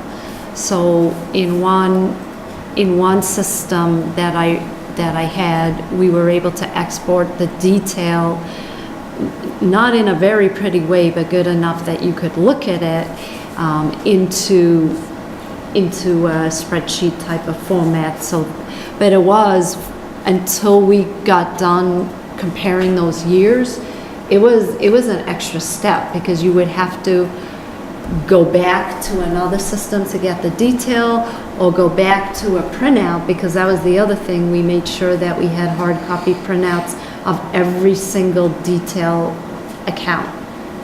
And So it who is- did this work? Did you do it internally, or did you form it out? It was a combination. Well, yes and no, because internally you have to, and it's a lot, it's a ton of work, I know, because, the mapping of it Yes. is really time consuming. And if you're designing a new general ledger or chart of accounts, that could take a very long time, because what you want to think about is, well, not only what I need today, but what might I need and how can I expand it? So it's really, Yeah, no, you're talking about a heart transplant for an organization, basically. right, but it is, and going back to the former software vendor is a good place to go and see what they can do and what level of information they can. But I mean, I don't know, so the question comes back, what kind of resources do we need to help make this happen? So from what the staff, because this all started before I got here, we have the budget to buy the services we need to help us with the conversion, the data conversion, which is the biggest piece of it. Will we always have the data? Will we need at some point in time to go back, as Bob said, to access something to make sure that we have it mapped correctly? We have to figure that out. We're only legally required to keep the data until the audit is completed. But there's lots of reasons that the Warrant Committee or Carol was going to... Comparative data. 4 years ago, Right. how much did you What did spend we do? on Yeah. fuel Yeah. for the Carol building? Yeah. So that was actually most of the discussion of our meeting today, is how we're going to handle this conversion of the data. How much of it will be a printout version that we'll just keep in Right. shelves, and how much do we need to actually have available online to us? But it's And very much like you described Right. the process. right, and as the years, like year one, it's a lot of it. Well, you keep saying, oh, I wish I had this online, I wish I had that. But then as the years go by, you're looking less and less, Right. less frequently. Right, no, it's just a clear record issue, I mean, we've all been through, Right, and unfortunately, Conversions. I've never, ever been able to have the new system talk to the old system completely. I mean, it's never, no, stuff changes, yeah. do that, ever get the data you need from the one to the other. Well, in the technical environment, and this really is nitty-gritty, mapping accounts and all that, at the detail level. So we just got to make sure we have the right people advising and helping. And we buy enough from our existing, soon-to-be prior vendor to be able to access what we need when we need it. That's really the key, Because accessibility. this has to be, I mean, this is a key element of running the town, and so it has to be really carefully done. And I don't want... building charts of accounts.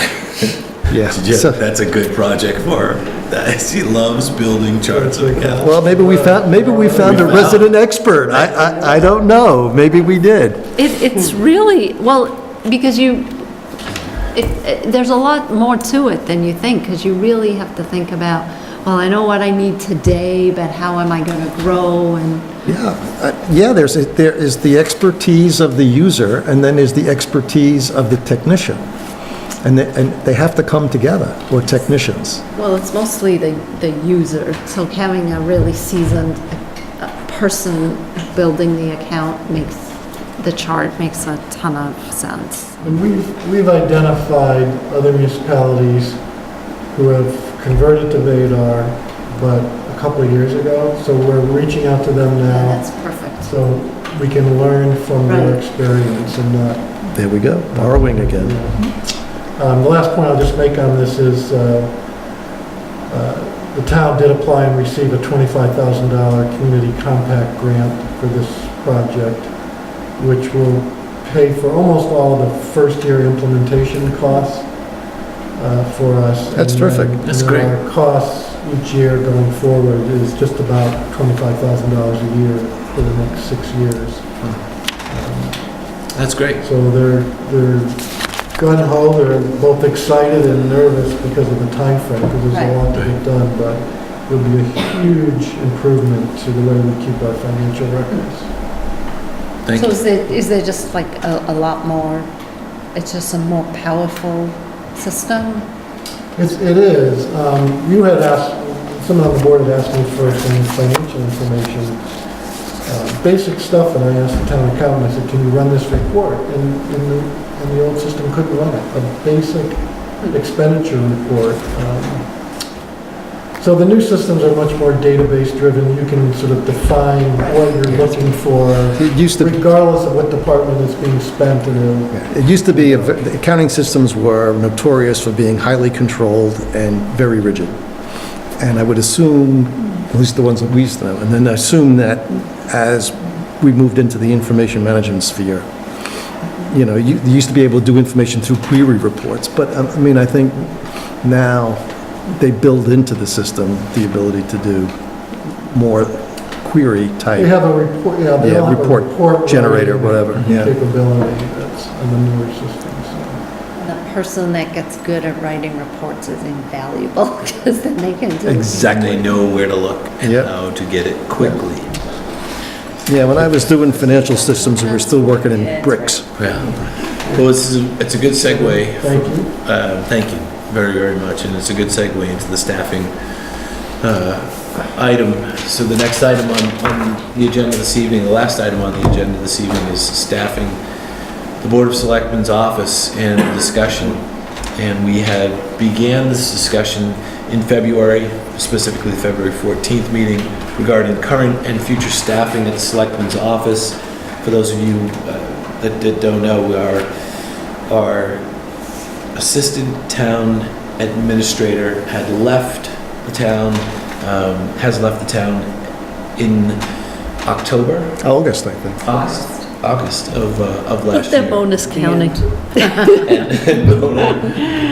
So we have had a number of months where we've been operating with a vacancy, and we made an executive decision several months ago that we would wait until we had an interim, and we would wait till the process was underway. We certainly we want to make sure, the board wants to make sure that we are staffed at the appropriate level. We know that this is in fact the busiest time of year between now and town meeting and elections are when everything needs to be done. So we want to make sure that we are appropriately staffed. Is there anything you would like to add, Bob? Or? Well, you know, we discussed this a little bit on the 14th, as John said. The board, over the summer, again, from June through September, October, had discussed the need for transition planning in anticipation of Mr. Ramsey's retirement. And during that discussion, there were several options that we talked about, considered. Some of it was documented. And the theme was, we definitely wanted to make sure we had enough people, perhaps even more than enough people, to make sure that we covered all the key functions in the town, in the selectman's office. There was also discussion about, were we sure what type of people, what type of positions we should have, what kind of people we would need sort of going forward, recognizing that there were initiatives, at least in the planning process, to begin to modernize some of the operations.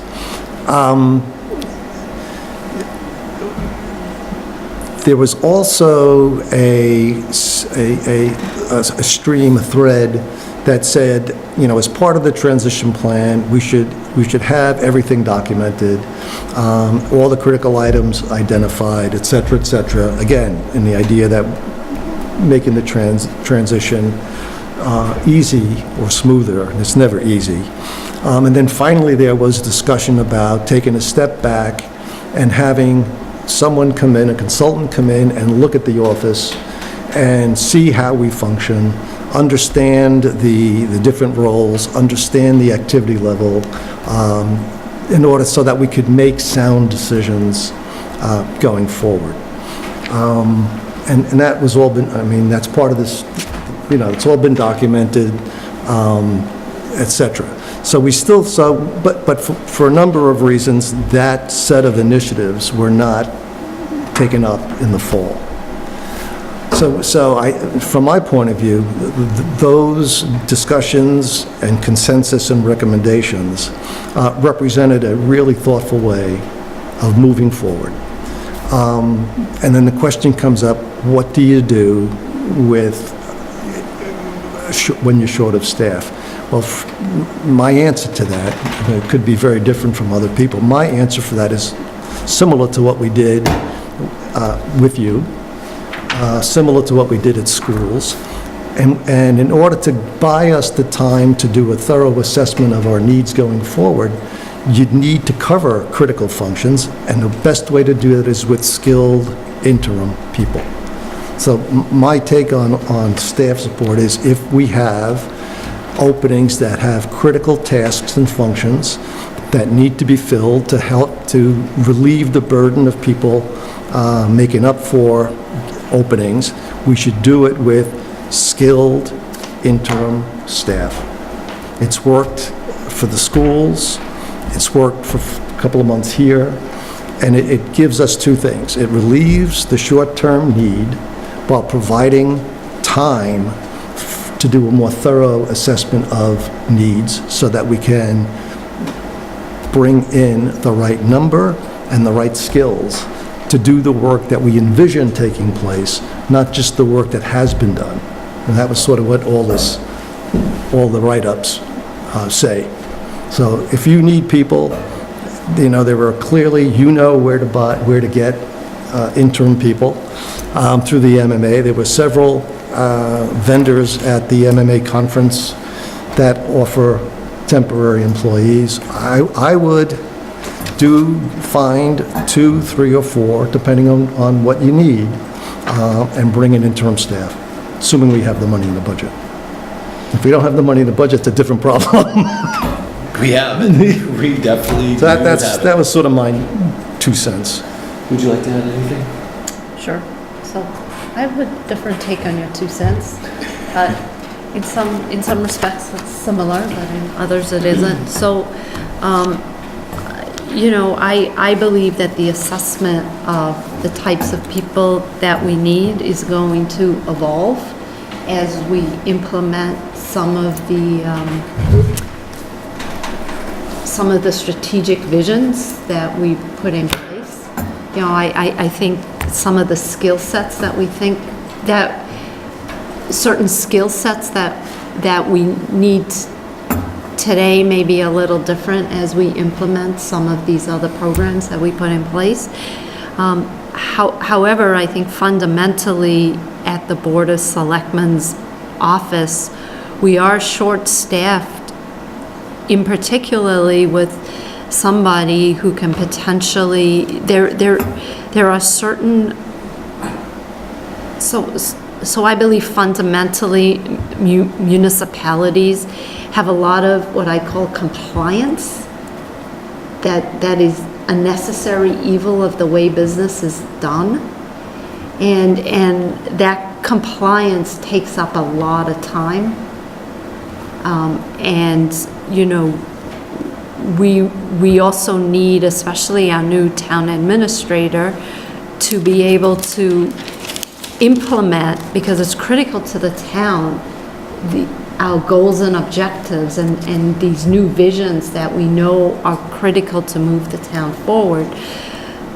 So a part of me believes that no matter what we do, we're always going to need this compliance person. And to bring in somebody, it may make sense to look for a permanent solution to the compliance, because it's not going away. I mean, potentially we're going to bring in tools that are going to perform the task differently than the way it's performed today. Like I certainly believe IT is going to help improve some of the compliance, but it still has to get done. And I don't think that technology is going to eliminate that position. Right, but again, my point is simply, you have a general, we don't actually know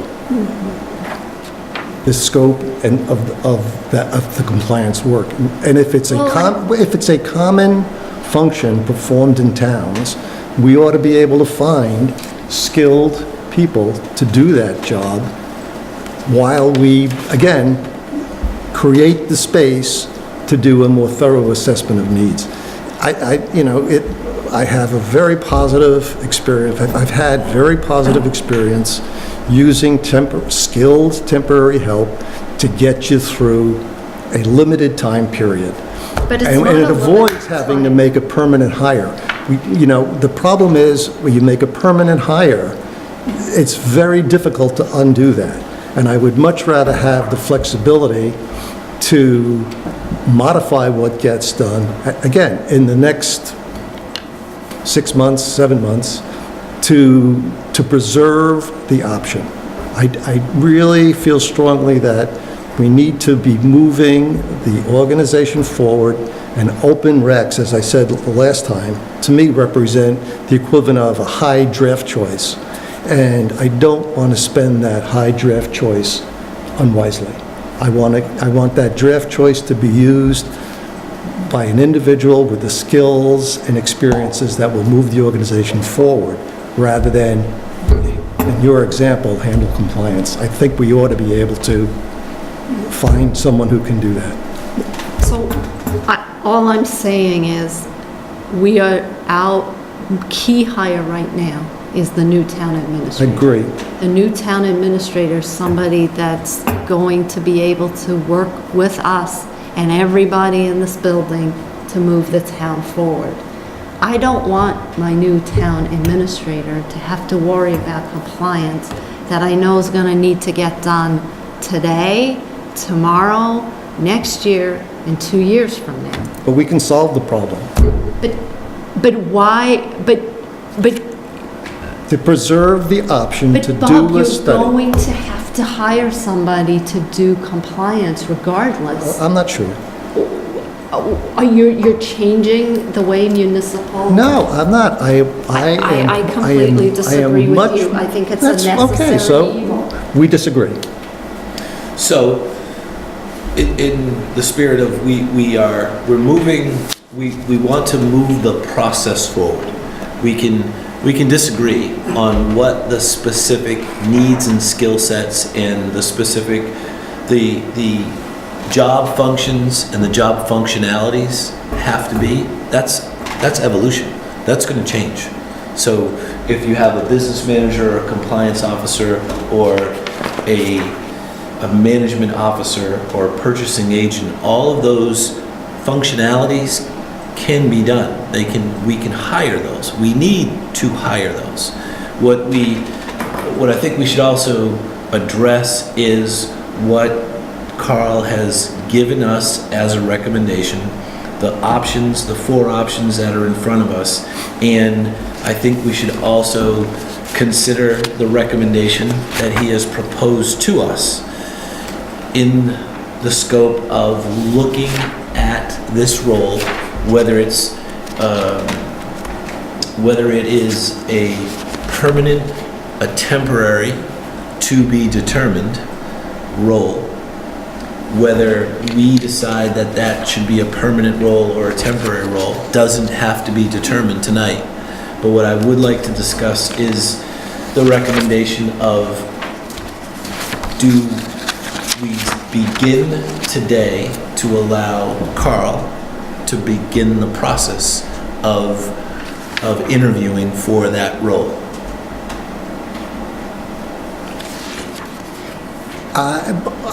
Here's what I would say. Here's what I am going to say. I think that from discussions that we've had, and given where we want to go, and enabling, in the future, enabling the town administrator to do the work that we foresee, I would break down the work that has to be done. I think that and I wouldn't necessarily fill the position called Assistant Town Administrator. I would fill, because one of the things that we talked about with a permanent person, because one of the things we talked about going all the way back was there was a recommendation from the Collins Center that we keep that open and allow the incoming town administrator to have a voice in that position. So in all the things that we've done, it does seem to me that, again, we definitely should fill positions based on functions that need to get done, and do that with temporary people. The other position that I really think I would ask Carl to think more about, as well as us, is this position of business manager. Because there's a lot of things that Carl does relative to the administrative versus policy side of the town that could be handed off to a person who has project management, business management expertise with a healthy dose of IT experience. So it comes back down to an assessment at the task level of what needs to be done and how best to fill the various needs. But I am always going to be biased to take care of the temporary problem with temporary people, preserve your options. If there is project work that has to get done now, go out and look for somebody to fill that position, and kill those two things. But, and again, it reflects the things that we've talked about for quite a while. It's not something I'm making up tonight. Right. I don't have any problem with the way you just articulated that, Bob. I think it's critically important to begin it. Yes. I want to begin the process. And I also want to leave part of this process up to Carl to be able to begin to interview people for the process, and then report back to this is what's available. Do you have a comment or question with regard to just that next step? Well, I think clearly we need additional help in the Board of Selectmen's office.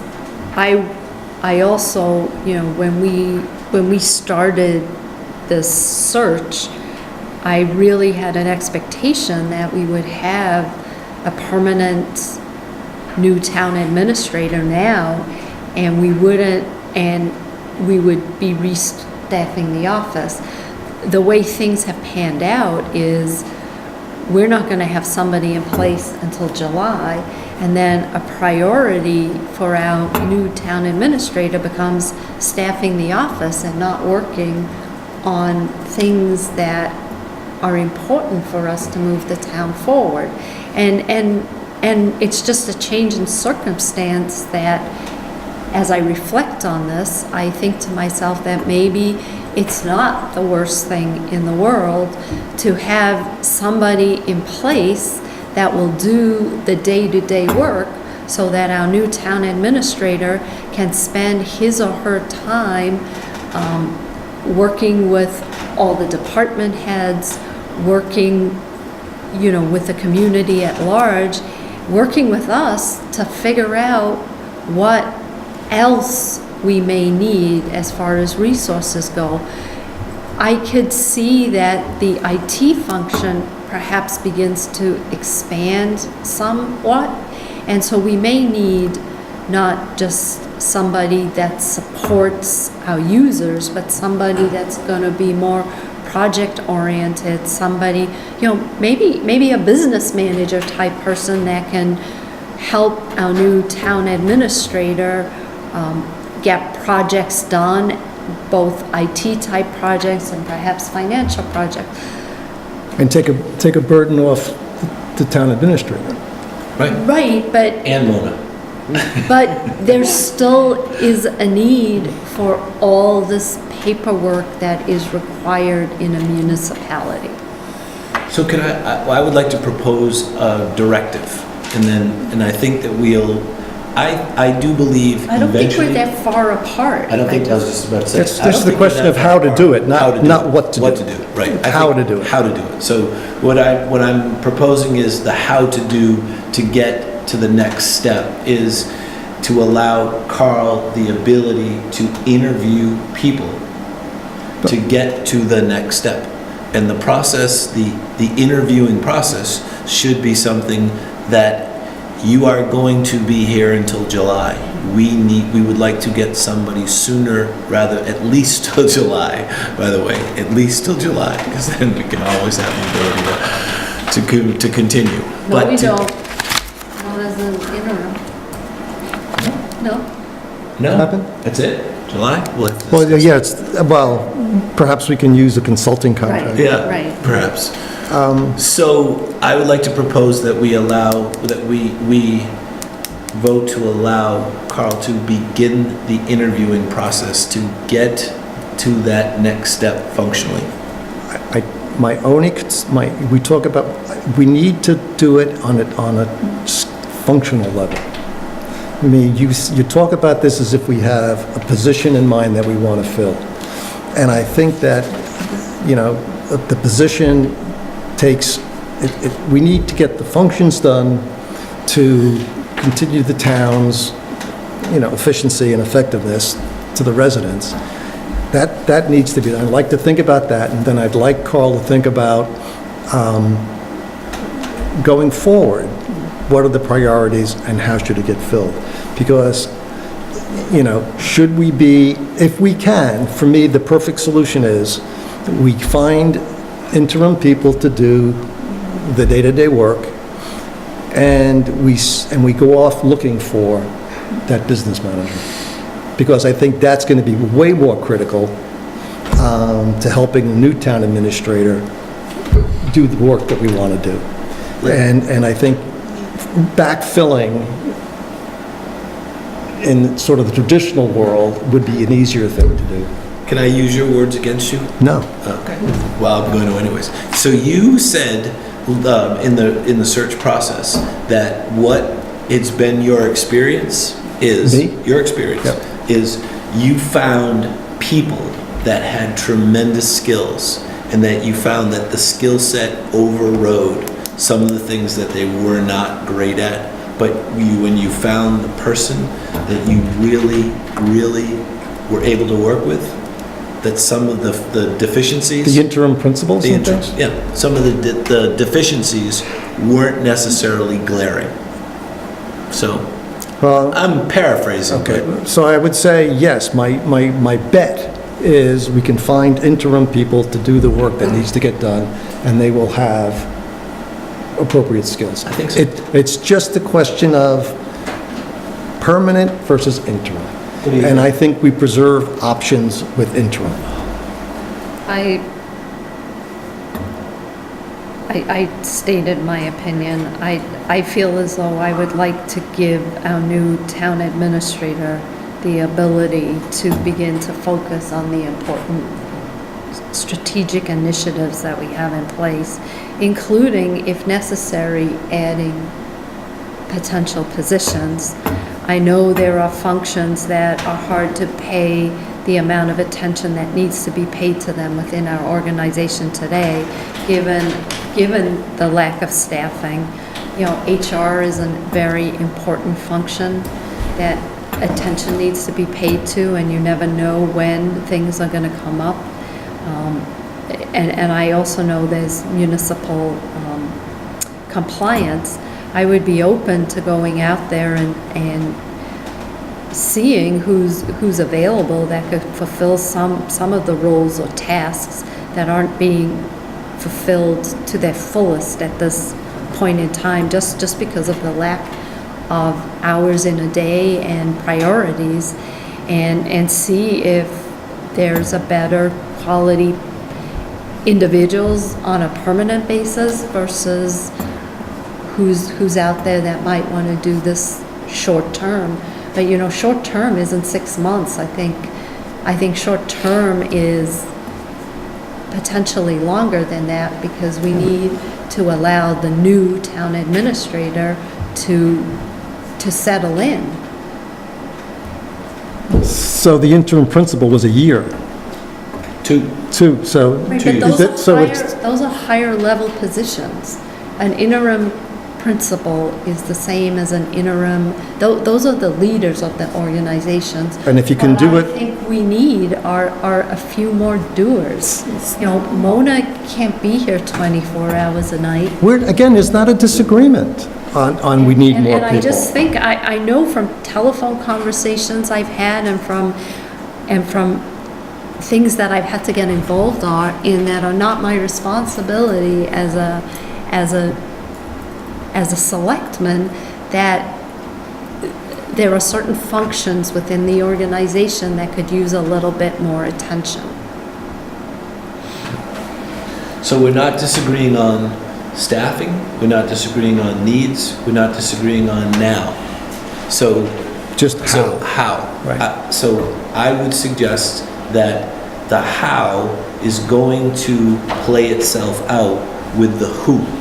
Because if you found the right person, and Could be. Carl was convinced and convinced us, and we had the Well, ability I think one of the things we wanted was to also be involved. involved. Right, So in the process. my suggestion is that we move to allow Carl, and you said a lot, by the way, and I was trying to take notes as fast as you were talking about, It's because I'm really hungry. to begin the interviewing process, permanent or part-time to be determined, to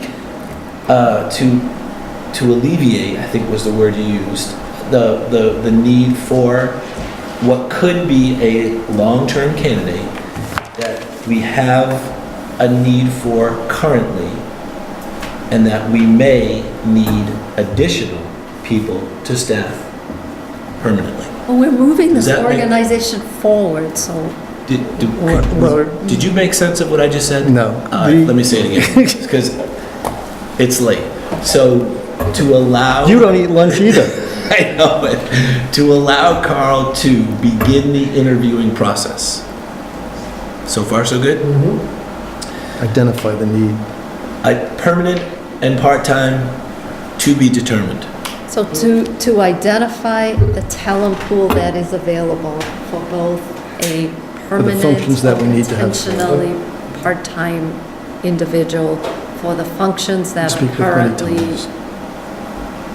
need a little more attention paid to them. What did you just hear? So what I'm struggling with is the permanent or part-time. That's two very different ways of recruiting. Right. Two very different type of people who are going to apply. And my gut tells me for the part-time, which I agree with Ms. Hunter, is probably a minimum of 9 months to part-time. There's not going to be a pool of qualified people who will do that. Do you think it's prudent then just to begin the search for part-time? Full-time. Do you full-time or part-time? Full- Part-time. I think Bob isn't convinced, so maybe we have to do both. It's more work, but Could you do both? Why would you do both? Yeah, I'm not You sure. wouldn't do both. You would decide that that would be counterproductive to do both. I think it would be counterproductive. The functions, there's some basic functions that have to be taken care of that aren't going to change. HR is probably the biggest percentage of it, probably 40% of it. Procurement's another big part of it. Resident issues and following up with resident issues is a big part of it. In terms of just time commitment, that's not going to change. If we need it today, and you're going to need it 6 months from now, and you're going to need it a year and 6 months from now. There's other functions that the board has identified and just haven't been addressed, even the things that you haven't identified haven't been addressed. And I think you need to build staff. You have time for that piece. You have time for the new town administrator to be here for the what new skill set do we need to bring on. But then we'd have to have money in the budget. So maybe we should put money in the budget for an extra position. Which you've been talking about for a while. Well, I mean, it's getting late in the day, right? I mean, there are several things that we talked about having money in the budget for anticipated need. So I think at our next meeting, we should, if we could get a number for an FTE, I would say maybe a business manager or a IT or a project manager, just to get a cost so we could put it in the budget. So at least we would have something. Well, we do have it. We have money in the budget right now for a full-time assistant town administrator.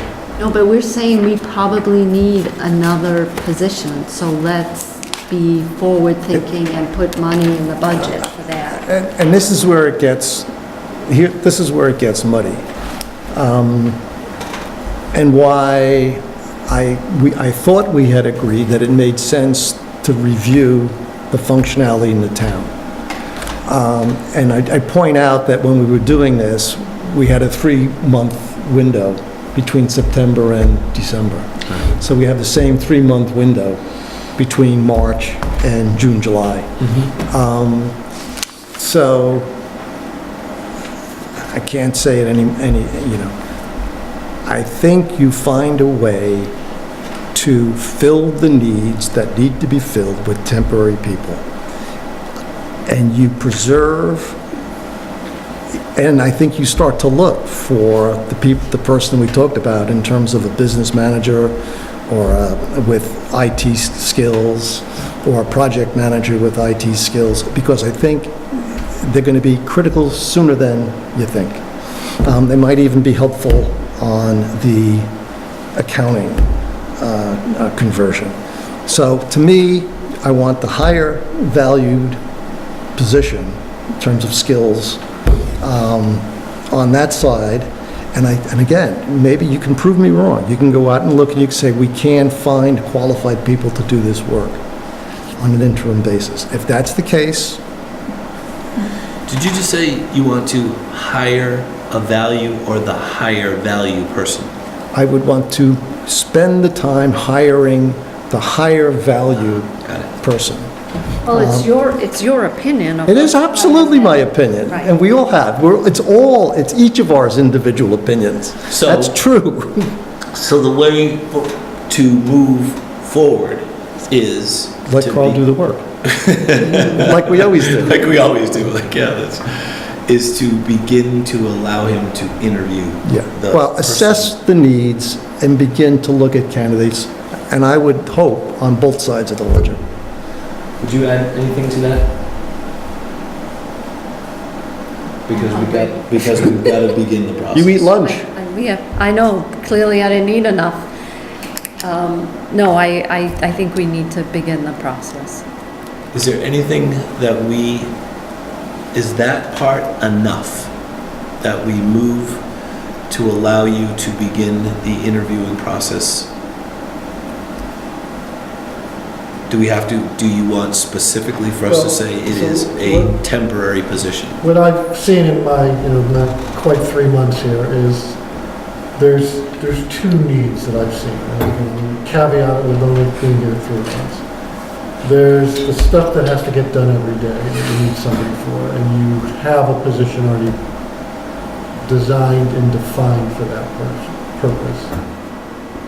So that needs to be filled.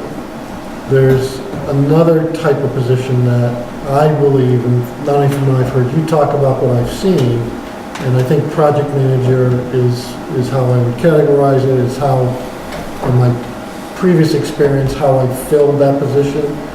In fact, that's the title that's been used, project manager, business manager, that is just that they work on specific projects largely around technology, because that has been such a evolving field in local governments that we have a desperate need for here. Because we only have one technology person who, as I characterize it to all of you, is a wires and pliers person, not an applications person. And that's no criticism at all. It's Just skill set. it's just the skill set we need. We couldn't do without that skill set. I think that second position, you can wait on. You can wait till the new town administrator is here. You can wait till you have a better sense of what you're going to get funded for this technology study, where you want to go. Wait for your goal-setting session in terms of what you're going to establish as goals for the board. But I think you need that second position. But the first position is not going to go away. You're going to need that regardless. And I don't think, I'm not sure it would be beneficial to the community to fill that position on a temporary basis. And again, I'll say it's going to be a minimum of 9 months, because during that period, I have to leave. I'm limited in how many hours I can be here under retirement law. So you're going to, we would hire that position, probably best case now, maybe 1st of April, mid-April, and 6 weeks later, I have to transition out while that person is just transitioning in, and is only going to be here for,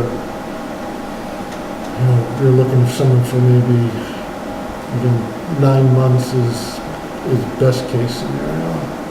That you're going to need that person before the new town administrator could, if that was a temporary position, it's going to take the new town administrator that much time to go through and just start recruiting. You wouldn't start recruiting until September anyway. Right. He or she. He or she. He or she wouldn't start until September anyway, so you wouldn't have anybody in your best case until the first of the calendar year. So I'm not sure it's an option. I'm not sure it's an option that we have to start with number one. We have to start with number one. You need that interim person. And that's something we have to do.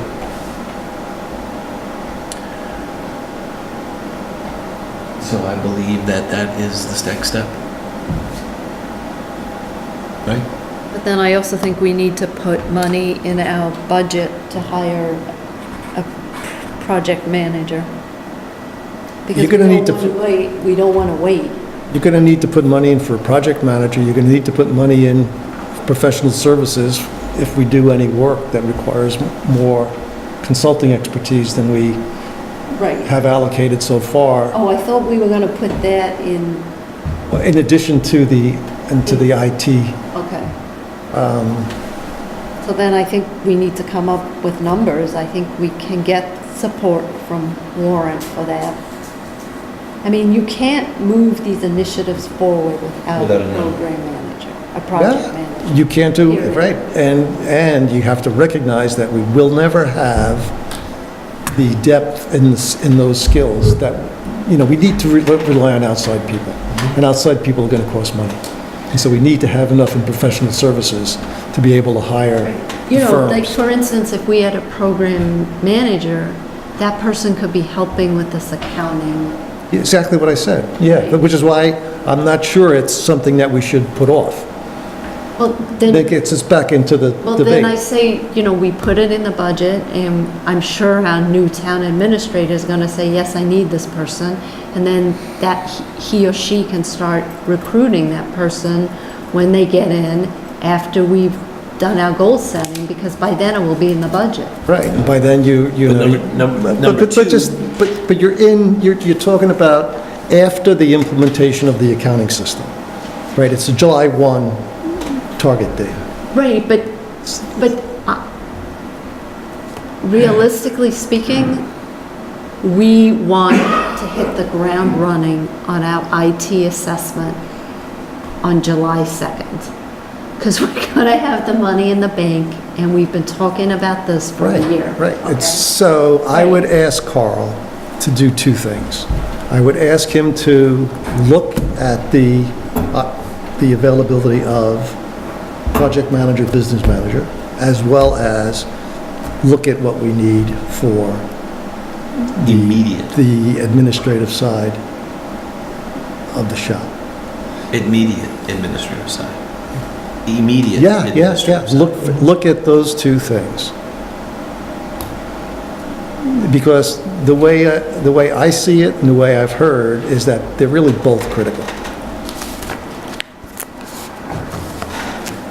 Does it? Yeah. Yes. I am willing to make the pitch to Warrant Committee. You're on. Okay. You're up. You're up. All right, Number one. All right, Temporary. clear Number- now? Number two. or clearer. Clear. Oh, it's 2 roles. 2 rows. It is 2 roles, You want to say, a sesame and a pumpernickel. and sort of a job description for both, Exactly, and a budget for this, for for both. both, right. Salary. And you're assessing And candidates and as well as availability? Professional services Up. as well, which we're doing evaluation of the current professional services budget. Right. And we'll bring that back to you and see if we need to augment that, the current budget. Okay. Robin, do you remember any of the other things that we talked about in terms of funding? I'm telling you, I wasn't convinced that we needed a project manager. The last few weeks, I've become convinced, and this accounting thing just pushed me over the edge. Because I kept thinking it was a position that you could hire on an as-needed basis, a consultant, and I see now there's this never-ending, there's going to be one project after the next, after the Yeah, next. we're going to enter the dynamic rather than the Right, static because phase. There's no way we can move this forward without that. The website needs a project. Exactly, But exactly. we're, Mona and I and Felicia and. Right, we're cobbling together Yeah, one. we're trying to catch as catch can, but that's why it's taking so long. Right. You know, the conversion to Right. whatever Gmail or whatever we convert to needs a project. Yeah. I'm going to accept a motion that we allow Carl to begin this process. Do you need a to motion? phased. We need a motion. Second.